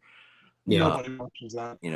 But then physical media can be frustrating because they release a beautiful Blu-ray release of The Thing from Another World, and it's like, how do you not import that commentary by John Carpenter over onto that so more people can hear him talk about that movie? It's and it's What I wonder is how you can do that and not put anything else on the disc. Yeah, bare bones. That's the one thing I worry about, though, and Joe and I have talked about this. It seems like more of the releases are being released bare bones, and I wonder if that's how they're trying to kill physical media. Because if you don't have commentaries, if you don't have deleted scenes, if you don't have alternate endings, if you don't have documentaries about the film or the making of, then all you can do is stream it. Yeah. I mean, that's it right there. That's part of what separates physical media from streaming. Yeah. Professor Macabre, you're not annoying us at all. No, not at all. We enjoy the questions. He says, how do we keep our snapper cases safe and in good condition? Oh, geez. For me personally, I have snapper cases all on a separate shelving unit. Really? Yeah, but it's one of those ones where I don't know how to explain it. You know how like there was like how there was like CD like hold cases where you kind of slide them into like the little tiny shelves, little slots. Mm-hmm. So I had like a DVD rack like that, a couple of like the metal sort of like metal bar ones. Right. And I use those specifically for my snapper cases. Huh. Because it keeps them away from everything else so they don't get damaged. Yeah. And the way they stack is nicely with because they're not stacking on top of each other because they're literally on their own each individual shelf almost because of like the wire rack. So that's how I keep mine. People have a big problem with the snapper cases, but I don't. I actually kind of like them, and they're very nostalgic for me. Hey, Larry, thanks for joining us. Hey, Larry. This is the way I deal with them. I take the disc out, I put it on the table, I grab the case, I throw it across the room, I get a new case, I print up a new cover and put it in, and there you go. Nice. Yeah, you make. I see Joe makes covers too, and you both make fantastic covers. I will say that. I mean, that's the thing. Like, if that's something I'm a big proponent of. If you're a movie fan, if you like physical media, make your own covers. It's you know, literally it costs you nothing. Yeah. Like let's put it this way. There are ways to get Photoshop for free if you know where to look. Yeah. Just saying, there are there are ways, but honestly, you don't necessarily need a whole lot of artistic talent as long as you have like a Yeah. good, a good template to work from. You can come up with some really nice looking stuff, and the funny thing is, I just gotta say it sounds weird. It started for me with the Halloween movies. Really? Because you remember when the Halloween were coming out on Anchor Bay DVD back in the day, and they they change up the covers a little bit. Yes. I was like, no, I want the original cover art. So it was purely a matter of, okay, I'll make my own cover, stick the cover art on there. There you go, done. Same with Friday the 13th. How often, even to this day, like you buy like a Friday the 13th like release, and it won't be the original artwork. Yeah. It'll be some like modern interpretation of that artwork, and it's just like, really, like, come on. I'm kind of a sucker. Well, I guess a lot of people call it old school. Like whenever I get a Scream Factory, I'll turn it around to the original poster art. Oh yeah. I usually don't. I mean, it was a little different with the Green Inferno when I watched it the other night, but because I already have the DVD of that with the original artwork. But usually I will put the original cover art on there because that's what brings me joy. That's the nostalgia for the time period. That's where I like where slipcovers come in, because for me, Exactly. I have the slipcover with the new art, and then I have the reversible art on the actual actual case. That's what I usually do with my Scream Factories. Yeah. And that's another joy of certain aspects of physical media, depending on the boutique label you're dealing with. Is I love the reversible cover art. Yes. Some of which from time to time is actually, I mean, it can be pretty good from time to time. Yeah. But then, for them to offer the original, like, one of the, when I got my Splatter University, I mean, I went to the vintage, cover art that I remember, renting on a VHS tape, and turn that, and that's, and that's, packaging in general. I mean, it's, if you love film, I mean, you love, you have memories of, at least if you're our age, I guess, of renting it and seeing it, and maybe you probably had as a kid had the posters on your wall or whatever. I mean, just some of the packaging that is out there, and some is better than others. But I mean, I like how MVD actually, which isn't a very expensive label, but they'll often give you the little mini print posters. Yes. Which is pretty. Oh yeah. Cool. Arrow. Yeah, because you got the mortuary one for that. Yeah, I did too. With Arrow, every once in a while, if you catch a initial release of something, you can spend the money on it. You'll get a nice frame poster. Of course, we all know about Scream Factory's posters, and I mean, I like that MVD does that. I mean, they are small, but they're really nice to have those. I'll probably got a few that I'd like to frame at some point. I just, spaces. Yeah. Isn't it always with us? Is it? We have very little space. I got that. I pre-ordered that Alone in the Dark from Scream Factory. I still have the poster rolled up. I would love to get that frame. Nice. But I love that movie. God, I love that movie. That's a perfect example. Joe made me a bootleg of Alone in the Dark.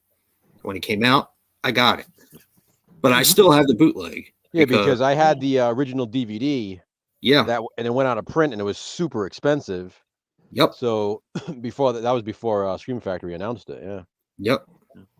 And that's, I mean, how often have I brought this up, Jason, with you, and Glenn, just it's so crazy to think that there was a day when, you know, some of these titles weren't even around and you could not Yeah. find them. And then Alone in the Dark was one that I would always, you know, it was always on that short list of, God, I hope I run into this out in the thrift store. I hope I just happen to, you know, grab a copy of it. And So then hard to find. one day Scream Factory, you know, announces, and it's like, Yeah. oh dang, you know. See, I So got the DVD when it was out because of Terror in the Aisles. Nah. Yep. Yep. So, like when it first got released on DVD, I was like, "Oh, I gotta get this because it's in Terror in the Aisles." See, things like Terror in the Aisles is what inspired me to get a lot of these movies that ended up going out of print. So, Yep. thank God for that.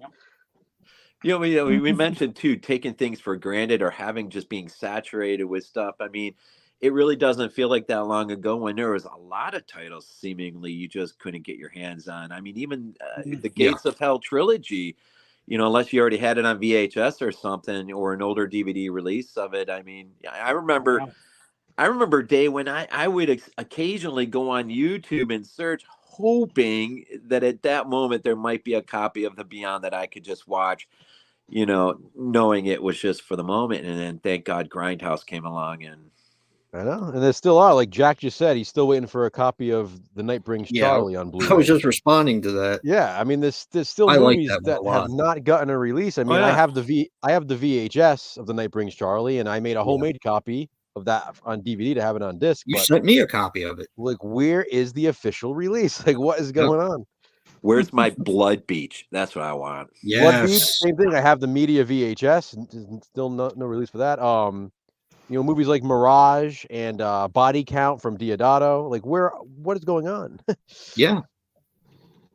Yeah. But thankfully I do have you know, I do have a copy of Blood Beach, Compliments of Glenn again. So, you know, Yeah.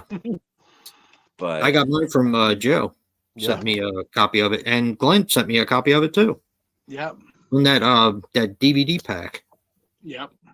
I love that movie. I don't know what it is about it. The thing underneath the ground is kind of goofy looking, but for some reason it works. I don't you know. know what? When I revisited that thing after so many years, I couldn't believe. I mean, I remember John Saxon being in it, but I did not remember that Burt Young was in it. Yes, Paulie. Dude, Yep. that made it for me, man. How has that not got a Scream Factory release with the original artwork and all? Just gotta be great. I don't know.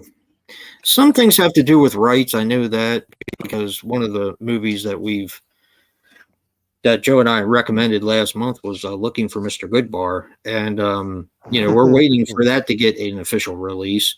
But a lot of that has to do with the rights as well, because a lot of the music, there's a lot of music in there. Yeah, there's a couple of things with that one. Like I said, we talked Yeah. about that in Controversial View because it's the Yeah. music and then Diane Keaton's contract. There's a lot of different things with that. So Yeah.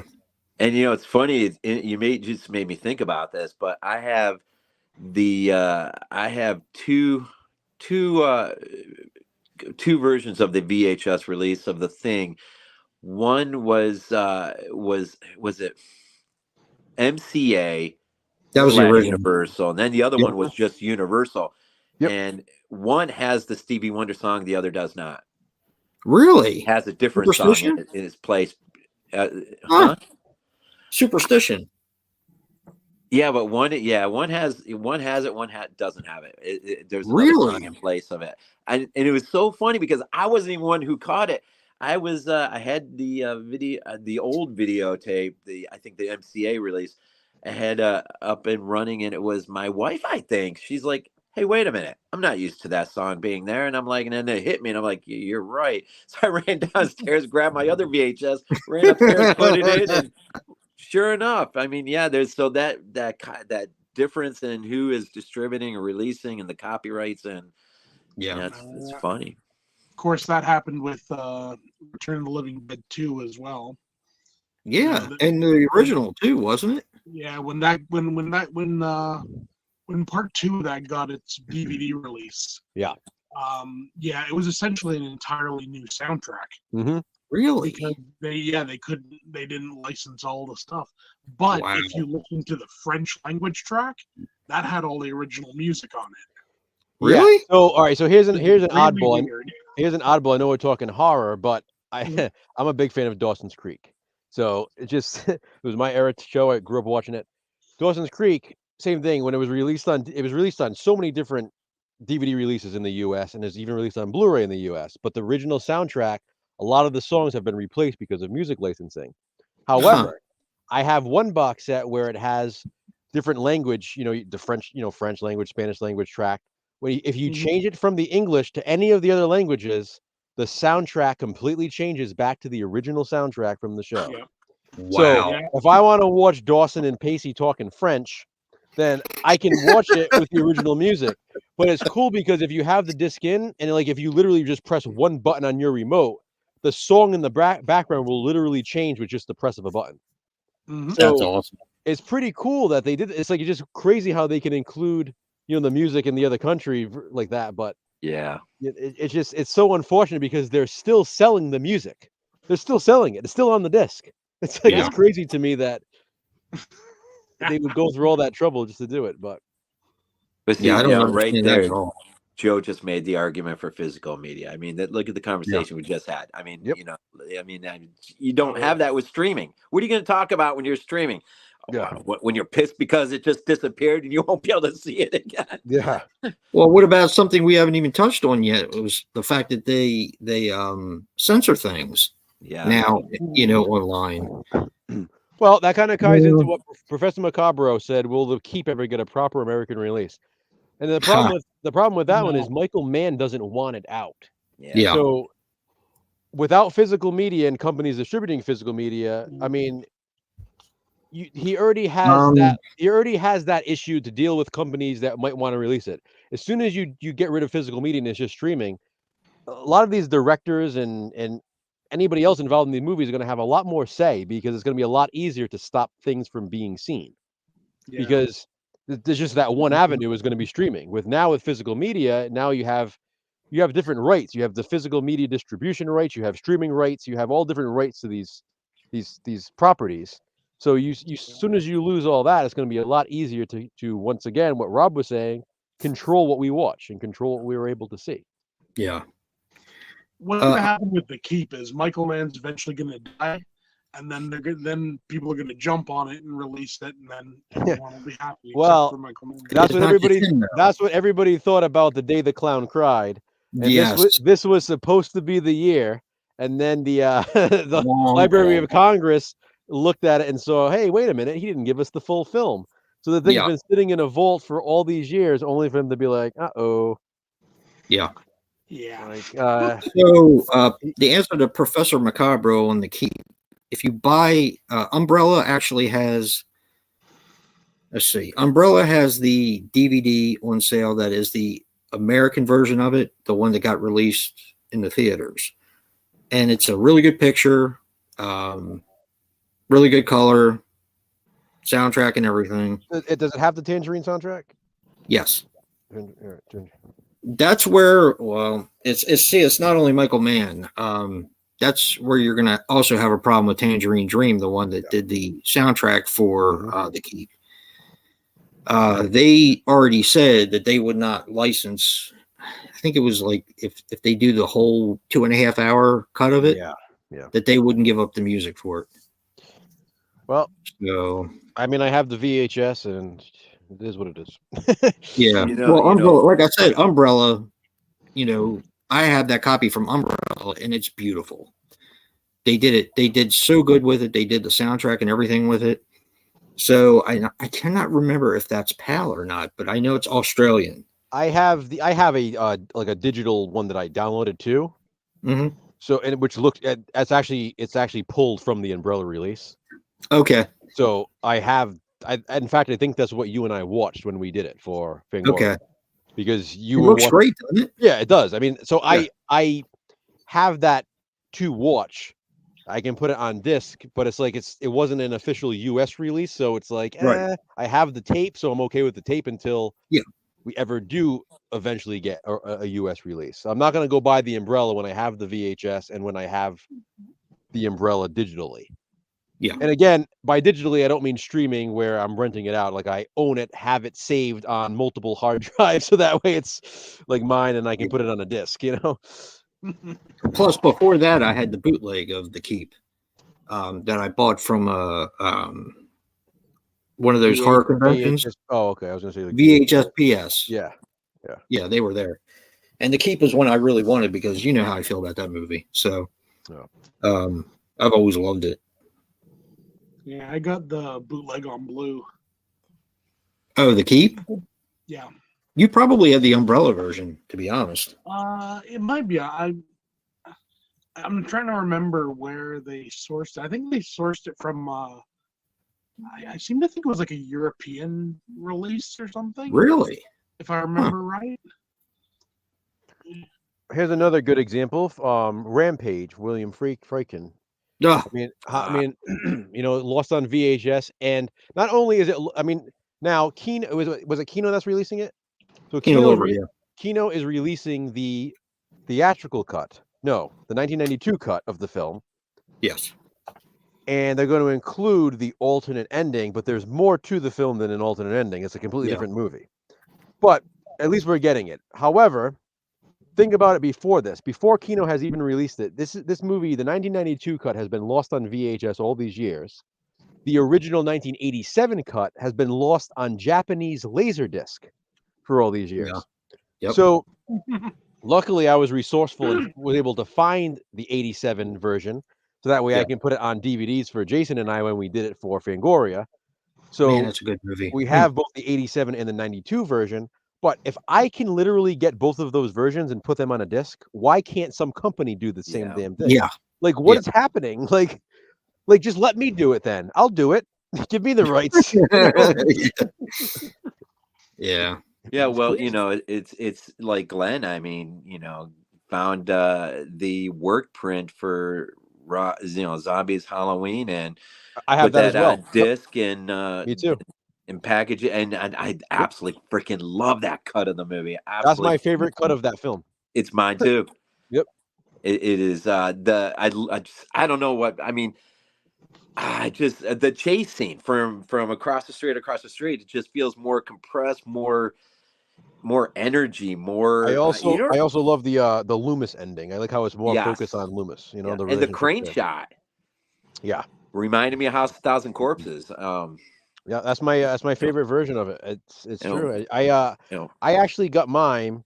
So I saw it in theaters like multiple times when it first came out. And then I was at a flea market and some guy had like bootleg copies of it.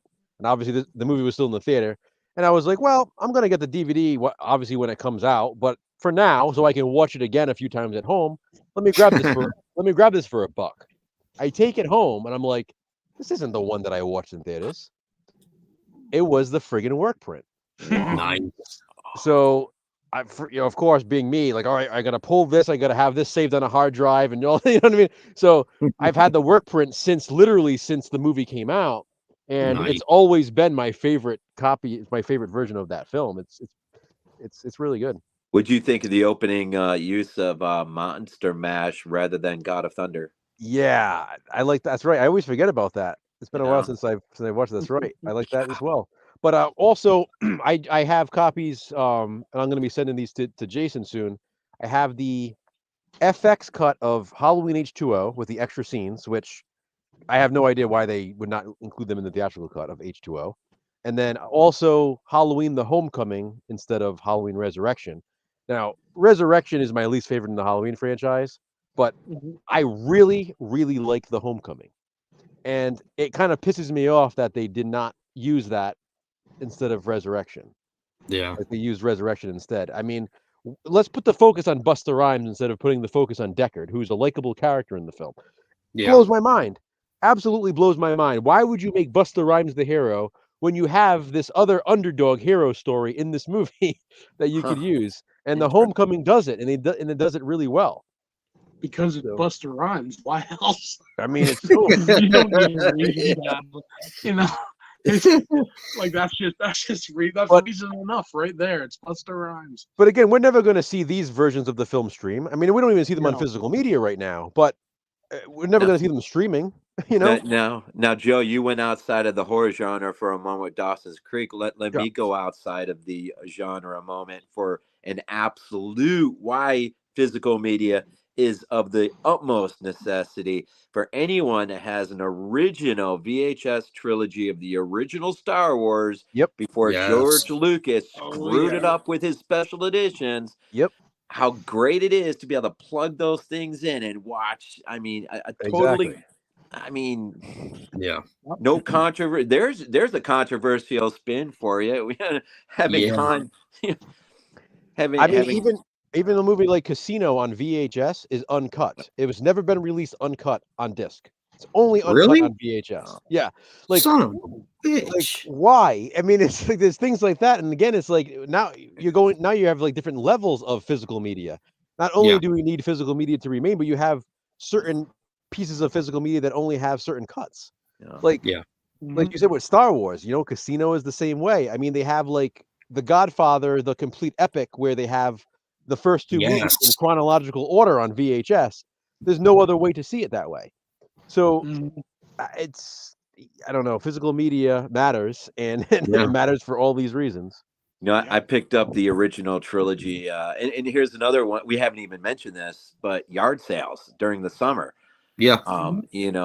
People just don't know. They don't have a clue. And I remember I stopped at a yard sale one day and I saw the trilogy there, mint condition, and I think he only wanted a few bucks, a few bucks for each one or whatever. And I was joking. I really didn't even mean anything by it, but I'm like, really, a couple bucks for each tape? And he's like, all right, I'll give you all three for $1. I'm just like, all right. Like, okay, thank you. There you go. Yeah. I'll take that. I'll buy that for $1. But Literally. I mean, for me personally, when it comes to being my age, I love revisiting radio spots maybe more than the trailers. Although I do have some great memories of TV spots when I was a kid. The Nightmare on Elm Street TV spots. When I was 14, but radio Magic. spots. I mean, listen to the old Texas Chainsaw radio spots. I mean, just sends shivers down your spine. I mean, Yeah. just takes It's you back. definitely a lost art form, and I'm glad that Scream Factory puts them on their releases to the degree that they do. Yeah. A lot of people do, though. A lot of companies actually with the radio spots and along with the TV spots and and I love seeing other countries take on trailers as well. I think in one of our thing releases is the Arrow maybe that has the German trailer for the thing, which is pretty cool. Huh. I just have to say the greatest trailer ever is the German trailer for Army of Darkness. Really? It's hilarious. Just like you got like they looten, and it's like and then you just got Bruce Campbell coming. He's like, "Nishi would do the groove." I personally, I like the Japanese. I love it. I like the Japanese poster of Army of Darkness. I have it, and it literally is called Captain Supermarket. Is the title of the film. That's awesome. I love it. And because Bruce Campbell stars in it, they literally have cans of Campbell's soup on the poster. So it says Campbell. But it's really cool. Perfect. Captain Supermarket. Captain Supermarket. Another point I want to make about physical media, and so you have like these streaming services like Tubi, which is great. Tubi has a lot of great, like sort of like rare horror obscurities on there. But here's the thing. You wonder how many of these movies they would have, like these obscure ones I'm saying, if a certain company didn't pick up the film and clean it up. So for example, like they'll have like a lot of movies that say Visual Vengeance releases. Yeah. Like say like The Wrong Door or something like that. Now, before Visual Vengeance released it on Blu-ray, the Wrong Door was lost on VHS, and it was one of those tapes where you just couldn't get. And nobody knew what it was. Nobody had seen the movie. It was a college project. And when Visual Vengeance picked it up, that's when it started appearing on streaming services. Yep. So my thought is too, now we do away with physical media altogether. Do streaming services also lose some of those movies that they're getting now? because the Yeah. only reason why they're getting some of them is because Visual Vengeance or Vinegar Syndrome or Scream Factory or whoever else cleaned these movies up. Like Yep. Tubi's not. I mean, I know Tubi has done some of their own productions, but I doubt Tubi would pick up the wrong door and give it a high def transfer. You know what I mean? So when they have all these other movies that they could be showing, so it makes me wonder what's going to happen there too. I feel like that's where streaming and physical media goes hand in hand. Like I Yeah. feel like streaming does need physical media to a certain extent to have the same sort of catalog that it has right now. I Yeah. agree. Yeah. And it's something when I remember I used to go on Prime when I was at my daughter's house and I didn't have, because all she has is streaming services. She doesn't really have a big movie collection. And when I went on Prime, I would type in either Trauma or I would type in Vinegar Syndrome. It would have all the movies from that certain label. Now, granted, you had to buy some of them or you had to rent some of them, but some of them were on there for free. Yet you're typing in a boutique label rather than a movie title. Yeah. So you're right. I really do think they kind of go hand in hand, and one kind of needs the other. Yeah, Yeah. and I'll just take that one extra step in another direction. When me and Sam recently went to the theater to see the 4K release of Escape from New York, it was the Studio Canal transfer they played. Really? I'm familiar with that because I have the Fog on 4K sitting on my shelf, which was Yeah. by Studio Canal. And so, I mean, there's that little bit of a part to play as well as seeing some of Yep. these movies on the big screen again. And the transfer is the result of a certain company that did the transfer, which is, nice. Jack, have you seen the full Homecoming cut of Resurrection? Jack's defending Resurrection. I don't hate Resurrection. I'm just Oh, I don't hate it saying either. It's just my least I'm just favorite saying I of the bunch. prefer the Homecoming cut. Yeah. The actual Homecoming cut, like the full one too, because there's a work print version. There's like 3 or 4 different cuts of the film, like pretty much most of the others, but the full Homecoming cut, which I have, is my favorite version of it, and it had that potential to be so much better. And that's what frustrates me about it, because it's like there were certain things. It's sort of like my thought of the theatrical cut of Halloween 6. There were certain things that just didn't need to be cut and edited in a certain way, and they did it unnecessarily. It's actually funny you mentioned that, Rob, because when I went to see Halloween on the big screen, it was when Scream Factory brought out the 4K, and that's what they used as the movie that we watched. Yeah. So Exactly, Scream Danny. Factory had just come out with that too. Danny says he buys physical media because streaming doesn't always have what he wants to watch. Why Exactly. rent a film that 100%. you already have? Yeah. Yeah, and another Hey, thing, Danny. yeah. So like with streaming, I mean, going back to you talking about like Halloween releases, like remember when the 25th anniversary came out and they had like a Yes. whole different color scheme to it. Yep. And so again, like if someone really liked that color scheme for that 25th anniversary, but they're only streaming the other versions of it, are you just never going to see that again if you don't own it? Right. I mean, will you never be able to watch your favorite version of Halloween because it no longer exists? I mean, Silent Night, Bloody Night, the film exactly. chest version. Film chest, yeah. Yeah. They have it on streaming on Prime, Mhm. but it's not the film chest version. It's the version that you can barely see. Yeah. Huh. So that's why yet another reason why physical media matters. I mean, there are definite advantages to streaming sometimes. Convenience. For example, Convenience. But other than that, Yeah. I'm like, convenience. Well, Jason, I was telling you, I was going to review one day. I was going to review Cut and Run. Yes. I don't have Cut and Run, unfortunately, but it is free on Freevee, right? Pun intended, Yeah. yes. And I got to the first ad, and I just quit. I couldn't do it. I just could not. And it wasn't even that late at night. It was like 8 o'clock at night. But I'm like, first set of ads hit, and I'm just like, yeah, I am not doing this. It's distracting. I'll watch something else off my shelf and review something else. But I just don't. Me and ads don't work together. I would rather just but the problem. I mean, And I mean, I don't have the biggest collection in the world, but I mean, I still suffer sometimes from coming downstairs and, you know, I look at my collection. I'm like, what am I in the mood? But it's worth streaming. I'll go into Shudder, which I don't have anymore, but I mean, I would go into Shudder. I would spend freaking half an hour just looking at all the stupid little things, and I never watch a thing. I just, you know, turn it off. Yep. Well, You just turn it off and put on Return of the Living Dead again.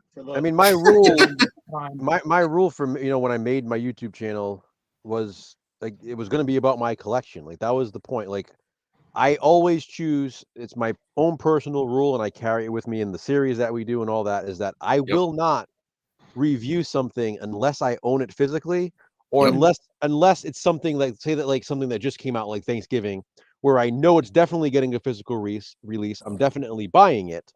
Right. So I might do like, hey, here's my quick thoughts, and usually I try to do like a one of those quick minute reviews for something like that. But my genuine rule was, if I don't own it, I'm not going to really do a video on it, because I have thousands and thousands of other movies that I could be doing a video on. So why would I spend time doing something that I don't own when I have all these other movies that I could be watching? And I'm completely with you, Joe. You know, sometimes with body bags, though, it's a little tough, and sometimes but I would prefer personally to have something in my hand that I can show, or, you know, if there's, you know, I can't wait to revisit Anthropophagus in the 4K, hopefully full of extras and, you know, surprise commentary. I was but say, okay, so, you know, a couple summers ago I finally put together, you know, my first real genuine, here are my top 100 favorite horror films of all time. But the caveat, I guess, is it's only, you know, films I own in my collection. And so, I mean, if it's a film now, I probably need to go back and relook at that list again in light of how many films have come into my collection since then. But I wasn't going to put it in the list unless I had it on my shelf. And that was a nice list. I liked it. But yeah, good point, though. Yeah, definitely. It's always good to hold on to it. So I got a quick question for you guys. What's that? How I mean, like, how early back in your life do you think it goes with physical media? Like, when do you think it sort of was cemented without you realizing it at the point, but looking back, that's probably where it began moving forward? Well, when I was young, we had a family friend that owned our local mom and pop video store. So I would be there, I mean, multiple times a week. First of all, he was a family friend, and we lived 30 seconds up the road from the store. So we would literally be there like all the time. I mean, we would walk there some days, and just sometimes just to go in, just not even to rent anything, just to kind of look around, hang out, talk with them, you know, just enjoy the atmosphere. And a lot of my VHS collection came from that store, not only when it closed, but when he would get in new copies of things, he would literally give me the copies that he would just be getting rid of. Like, I don't need 2 copies of Dolls, so here's one of them, and because I just got a new one in, or whatever. Or not a lot of people are renting this one, I don't have any room, so here, you can have this one. So I get a lot of my horror movies. I mean, I was very, very young too. Like, I mean, I watched horror way too young, but I did the same thing with my son. I mean, my son's going to be 21 this year, but I did the same thing with him. As soon as he was old enough to watch movies, I had him watching horror movies with me, because you know why? I never had nightmares about horror movies. I was never afraid of horror movies. I was never scared of Freddy Krueger or Michael Myers, because I grew up watching them. I remember one time, I was like 3 years old, and we went to a Halloween haunt in the area, and they had different tour guides for each group, and they saw that I was a little kid, so they sent out Captain America as the tour guide, and I got disappointed because I wanted it to be Michael Myers. So they literally swapped them out, and they had the Michael Myers guy come out and lead our tour, because I didn't care about that stuff. Like, I loved scary stuff. I wasn't afraid of it. And so, yeah, for me, it goes back that far. I mean, I was, you know, collecting VHS tapes at like 3 years old. Like, that's what I would ask for Christmas. Other kids were asking for toys and stuff. I wanted VHS tapes. Yep. Oh, yeah. With me, it was CED video discs. that's where the collector mind kind of came in to being. The only problem is, it's like with videotapes, they were way too expensive for their time. Yeah. So we had a limited collection, but we had like Superman, we had Rocky, and the ones that I didn't have, like the Friday the 13th or the Halloweens or the Creep Shows, I could go there and I could rent. Mhm. So with me, it was when my father brought home that CED video disc player. Man, that was a time. And then VHS from there, and Beta. Master. Yeah, we did both. Same time. Master. Yeah. Master Beta. Yep, Master Beta.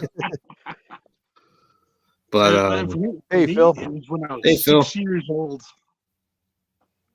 6. 6 years old, and I always remember though because my dad had recorded Predator, nice. but it had started recording a little bit late. It started recording when the helicopter's landing at the beginning. So for years, I thought that movie began with Arnold Schwarzenegger landing in a thing. I had no clue that it was actually an alien until I saw it on I eventually rented the DVD or something, and I was like, I'd never seen the beginning.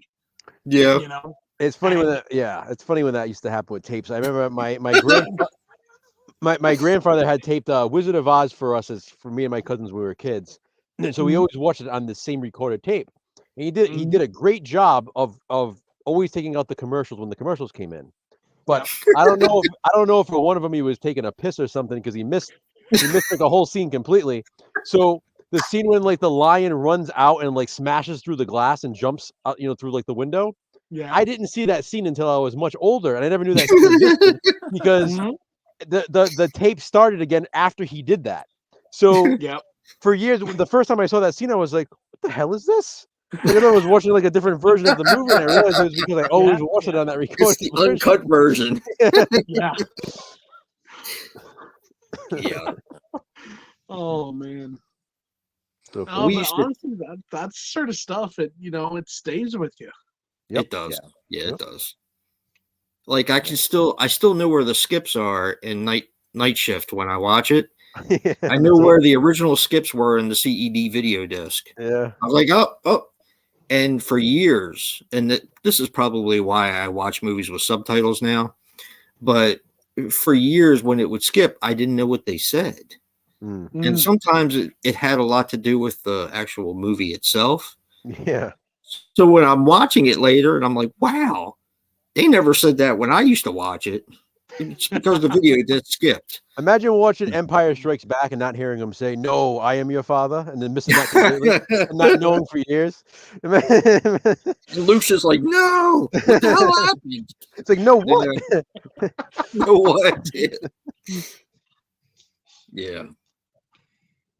I think for me, of course, it's a combination of things. Just growing up as early as we did, taping things off of.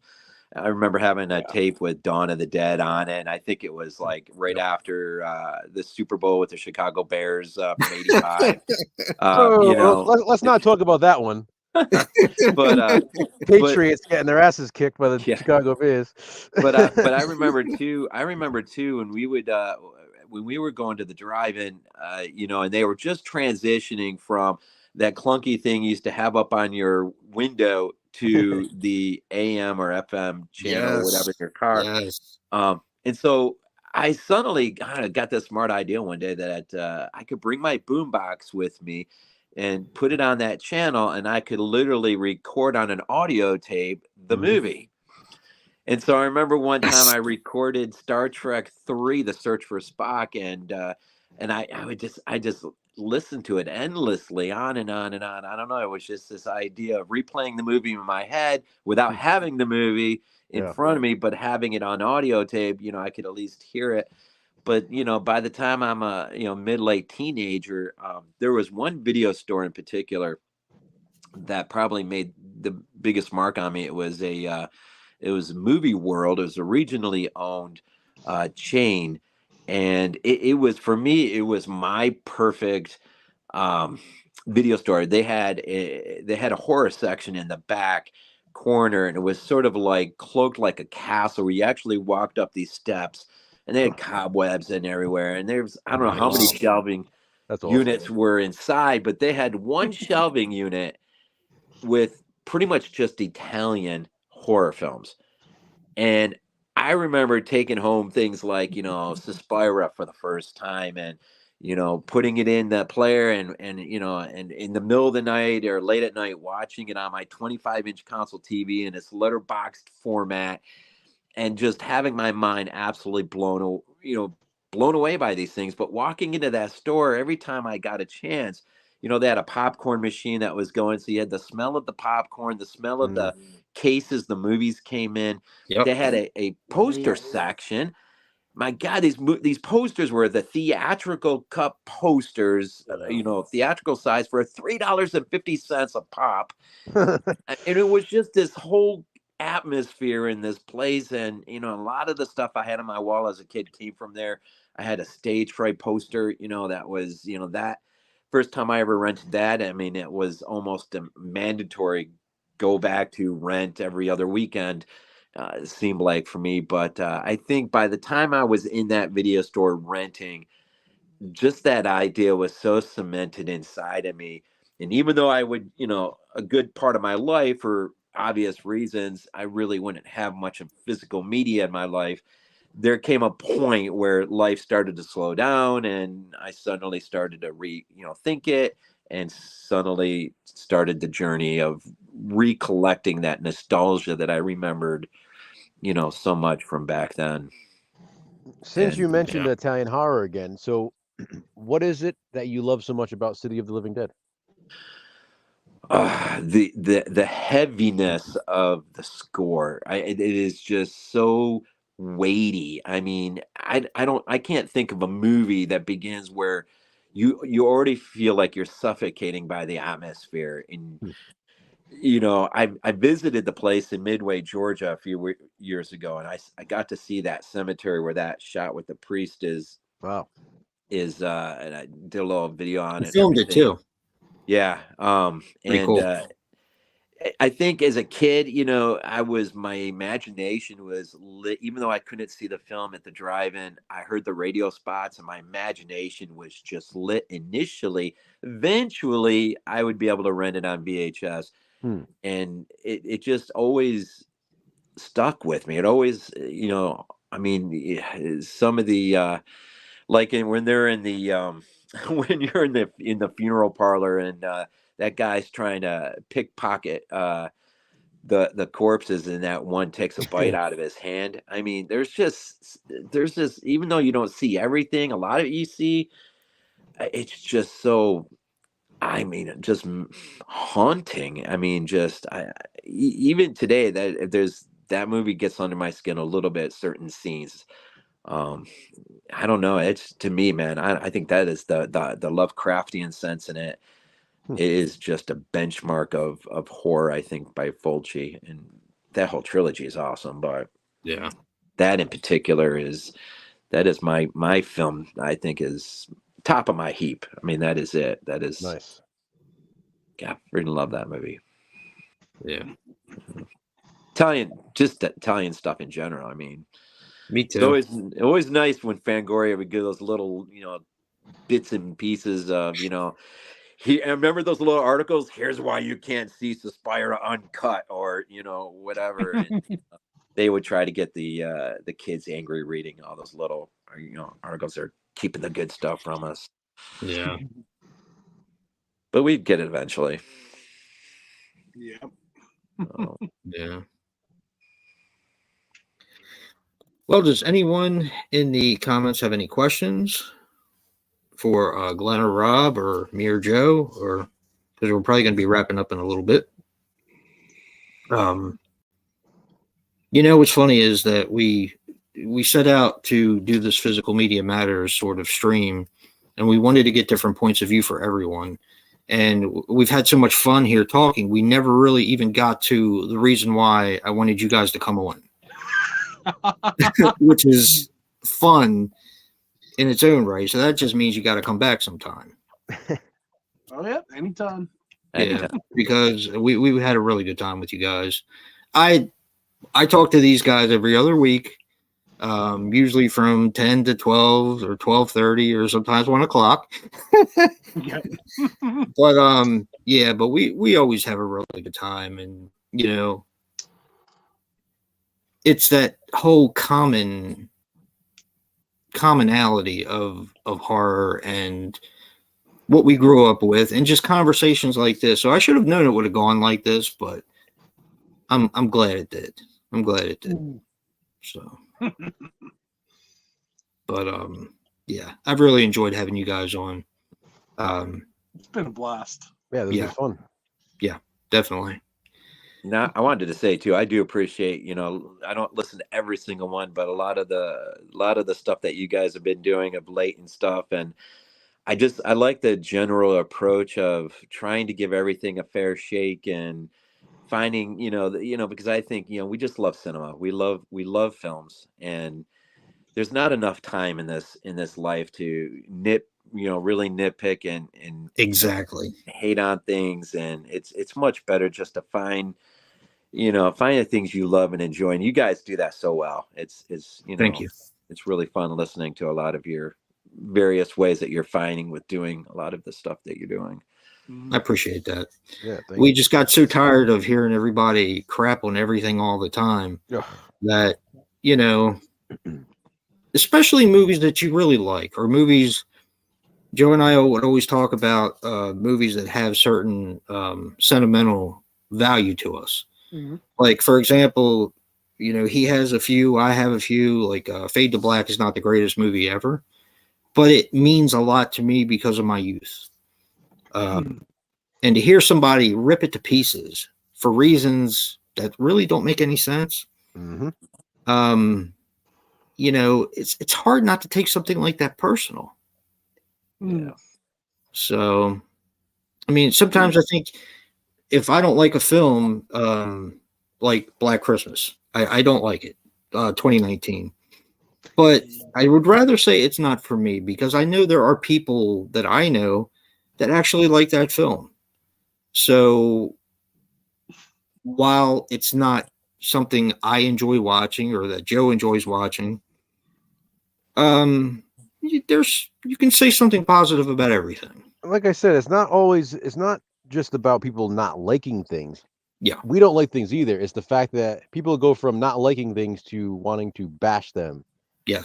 I'll never understand the need to want to film a video about something you don't like. Yes. That's like if you don't like a restaurant, why would you continue to go and eat at that restaurant? If you don't like a movie, why would you continue to talk about the movie that you don't like? Why not use that time to watch something that you actually do enjoy and then spend some time promoting that film? It makes absolutely no sense to me. I don't have enough time to watch the movies that I do like and that I want to watch. Never mind watch a movie that I don't like and then film a friggin' 15-minute video talking about how much I don't like it. It doesn't make any sense. It's just counterproductive. It is counterproductive. And again, it's like Jason said, my biggest point is where it pisses me off is when people trash things that maybe I have a connection to, or that I know someone that has a connection to for maybe some kind of significant reason. Like I use an example, one of my good friends, there's like a certain movie that he went to see. He went to see the movie Monster House, the animated movie Monster House. It was the last movie he watched with his mom before she passed away unexpectedly. So it's a movie that means a lot to him. So like if someone were to come on and be like, Monster House sucks, that movie's the worst animated movie I ever saw, it's a dumpster fire, all this stuff, that's like insulting to him because it's a meaningful movie to him. So what is this person gaining by trashing this movie? Absolutely nothing. Whereas at the same time, it's kind of like it makes them look like an asshole. Like, there's no reason for you to do that when there are other people who may have some kind of meaningful connection to it. It doesn't mean that they have to like it, but there's absolutely no reason to trash something. It's the age-old saying, and it's cliche, but if you have nothing nice to say, then don't say anything at all. Yeah. It's that simple. Like I don't understand why people don't follow that more. Yeah. And Yeah, people have this thing about wanting others, like misery loves company. If they don't like something, God forbid someone else likes it. Like they want you to Yep. hate it too. That's true. It's it's like the person is like, The oh, mob mentality. it is. It's like now my wife's a vegetarian, so I don't mean this to insult anybody, but that would be like a vegetarian telling everybody else they can't eat meat because they don't eat meat. Like Yeah. I don't eat it, so you can't eat it either. Well, I've heard a few of those. I mean, it's one of those things. Yeah, Danny, I love the newest Hellraiser movie. Yeah, me Danny, too. He said Mhm. people shit on things, and again, it's fine if they don't like it, but move on. Pick something you do like and just enjoy it. Yeah. I That think makes we have sense. a pretty. I've always tried, like with my reviews, to try to get the positives in it. You do. I But watched there- your review. Yeah, but there are some stuff that for me it's like this. If a movie's like in theaters, for example, and I go to see a movie and it's trash, I will tell people that it's trash just because, I don't want someone else to go and spend their hard-earned money going to see a movie that, let's put it this way, if you watch like my channel, for example, you know the type of movies I like, you know how it is, So if your tastes align with mine, and I'm telling you something is like, you're not going to have a good time going to this movie, Right. Well, that has a lot to do with it too, because Joe and I have the same taste. So But I can then pretty again, much count on the it's fact like- that I'll like it if he likes it. yeah. But Yeah, here, I completely agree with that. Here's the problem that I face with people is that on the reverse, if I tell somebody, hey, if you're a slasher fan, you're probably going to like this. Yeah. People see that as somehow as gatekeeping. Yeah. Because now you're telling them, they take it as, well, if I don't like it, does that mean I'm really not a slasher fan? It's like, that's not what I said. I'm saying if you're a fan of slasher films, Right. chances are you will Yeah. like this one like I did. So it's just, it blows my mind how people are okay. And like I said, I agree with you, but it's the other people, the people who will go and look for videos of people trashing things, and then they soak up every word. Like, this movie must be trash because they said it was. But as soon as somebody says that a movie's good, it's like, oh, how dare you say that it's good? That movie's trash. That movie sucks. You don't know what you're talking about. So this world has become like the reverse of what it should be. It's like, if you like something, you're an idiot. But if you trash something, you're part of the majority, and it's okay. Yeah. And it's kind of weird. It's like you almost have to feel like, oh my God, am I saying the right thing if I tell people that I like it? Should I admit that I like this movie? Yeah. Where it should be the other way around, if anything. Like why should it be a bad thing if somebody likes something? Yeah. I mean, hell, I have championed the Nightmare on Elm Street remake for years. Oh, I love it. I love it. Me too. Yeah. I mean, I'll say it right now. It is not a good movie, but there was the bones of a good movie there, and I think so many people are so quick to throw it under the bus that they forget the fact that you had a really good performance from Jackie Earle Haley. Yeah. You had a Freddy Krueger that was actually like creepy. I agree. Yeah. And aggressive too. Yeah. And very Make jokes every 5 damn minutes. aggressive for sure. And to this day, one of the greatest like threats ever like filmed. Just the one scene where he's like, why are you screaming? I haven't even cut you yet. Yeah. Like, dude, that is one of the greatest threats alive. It's like I'm going to cut you. You are going to want to scream. Why are you doing it now? Yeah. Like I like Rawhead Rex too, Danny. Yeah. Hell yeah. Like there's more coming, but Yeah. it's the sort of thing. There are a lot of people, honestly, who jump on the bandwagon of hating stuff. We saw it a lot with the Rob Zombie Halloweens. Oh gosh. It and I'll be 100% honest. Do I get some of people's problems with them? Yeah, I understand where they're coming from, but you can't just say like it's like, oh, like that's a crappy movie. You gotta have a reason why a movie's crappy. Exactly, and if you have a legitimate reason why you don't like a movie, I got no problem with that. I think people need to take. I think people need to take on a little bit more responsibility too with their expectations. So, like, if you're going into, if you watch Rob Zombie's movies, and you've seen his other movies, and then you go and you watch the Halloween movies and say, well, these are just like his other movies. Well, what did you expect them to be? Like, if a certain director has a style, it's like, then you can't blame the director just because you don't like that person's movies. It's like, that's your fault for continuing to go to see them. Like, at a certain point, it's like, okay, well, I mean, like Jason and I always say this, is like the people who are not slasher fans, they'll go see the new slasher film in the movie theater because everybody else is, and then they'll go and do a rant on YouTube because they hated the new slasher film even though they're not a slasher fan.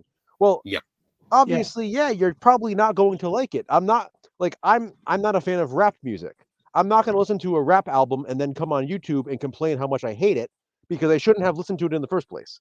So that's on me to have my own expectations going into something.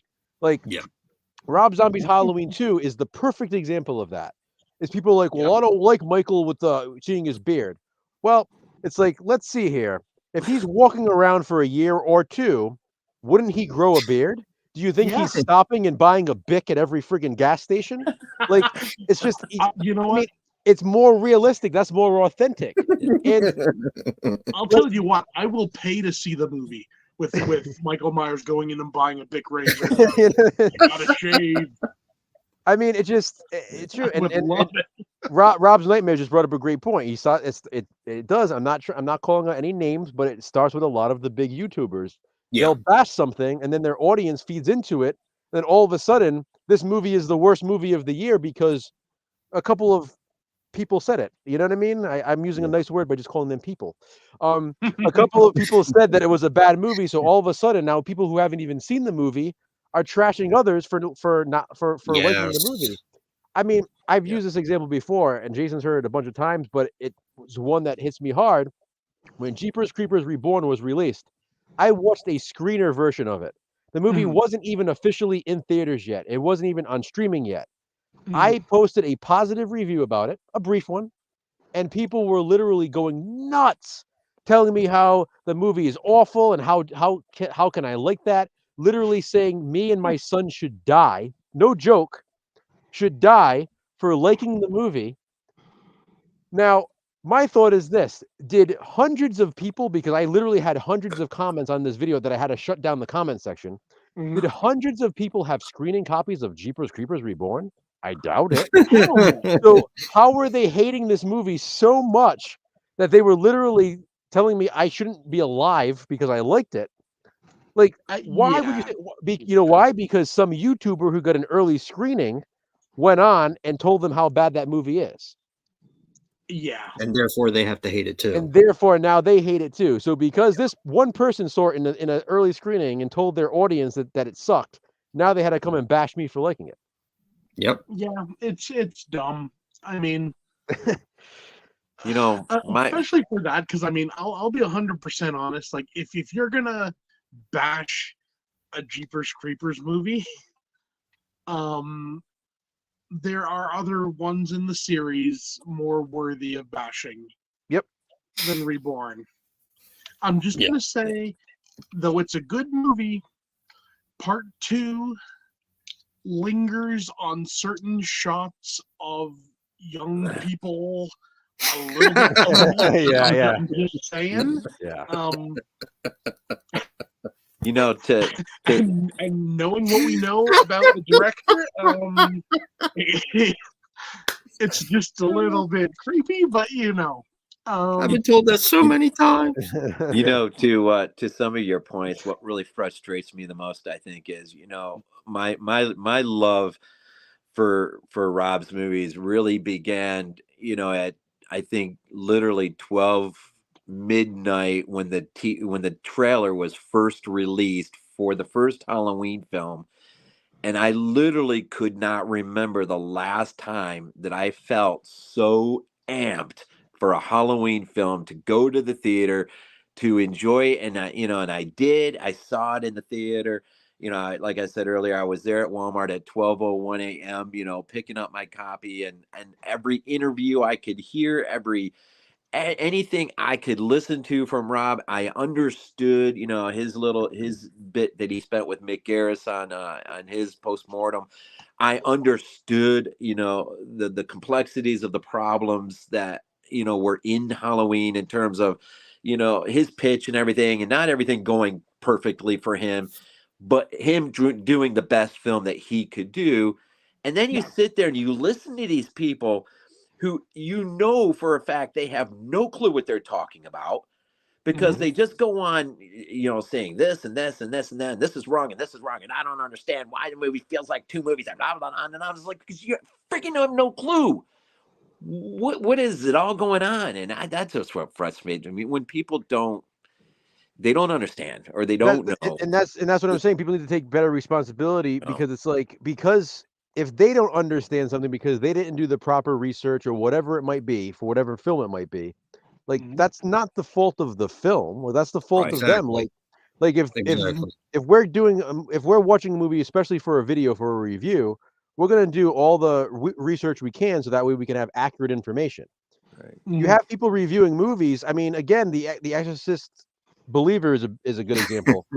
All the big reviewers were saying, "Oh, there's no Christianity presence in this film, and there's not enough with the church and all this." So I'm thinking, well, that's weird. Then I watch it. I'm like, what the hell did they watch? So it's like, again, it's like they all just copied what the other person was saying, and they all got their homework wrong. Like they all got it wrong because they didn't pay attention. So that's not the movie's fault. Like, they're literally giving inaccurate accounts of the film that other people are soaking in and saying, "Oh my God, that's terrible." That's not even true. No, That movie never even stood a chance from the get. Never stood a chance. I appreciate that, Danny. honestly, that was cool. I'm just saying that's one of the, it was one of my favorite movies of last year. Yeah, I thought it was great. Yeah. Yeah. And Rob's Nightmares. I love House of a Thousand Corpses. It's Me one of my too. favorites as well. Oh yeah. Love it. Oh, I got to see that last year on the big screen. I- Introduction with Rob Zombie. Oh, it was so much fun. Oh, that was good. I almost went. I was gonna go, but yeah, I kept reminding you. I know. I know. I got to take Sam with me, and that was a neat time. And that was, wow, what an experience to see it on the big screen. Wow, man. Hey. But I appreciate, what we have at Body Bags. I appreciate, it's fun. It's great when, in a sense, it's great when, we can share frustrations with each other, and we can kind of get an understanding where we're coming from. When, I was trying to understand where Jason was coming from and how he felt about, Exorcist Believer, and, and all he had to say is, how you felt about Rob Zombie's vision not being completed, and we can we can understand each other, because we experience this stuff at various places, different places, and yet it's the same. It's but that's what makes we all have that commonality, and I think that's why we all get along so well. So yeah, but all right, are you ready to wrap it up, Joe? Yeah. All right, everybody in the chat, thank you for joining us. Thank you. We'll be back next month with another Physical Media Matters stream. Indeed. Sure they'll be joining us again. Some great special guests this time around, and we'll have some new guests next month. And, thank you, Glenn. Thank you, Rob. This was great. This was a lot of fun. It was a lot of fun. I hope you guys enjoyed it. I hope everybody in the chat enjoyed it. And until next time, remember this: Physical media Media matters. matters. Indeed. Good night, everyone. Night. Good night.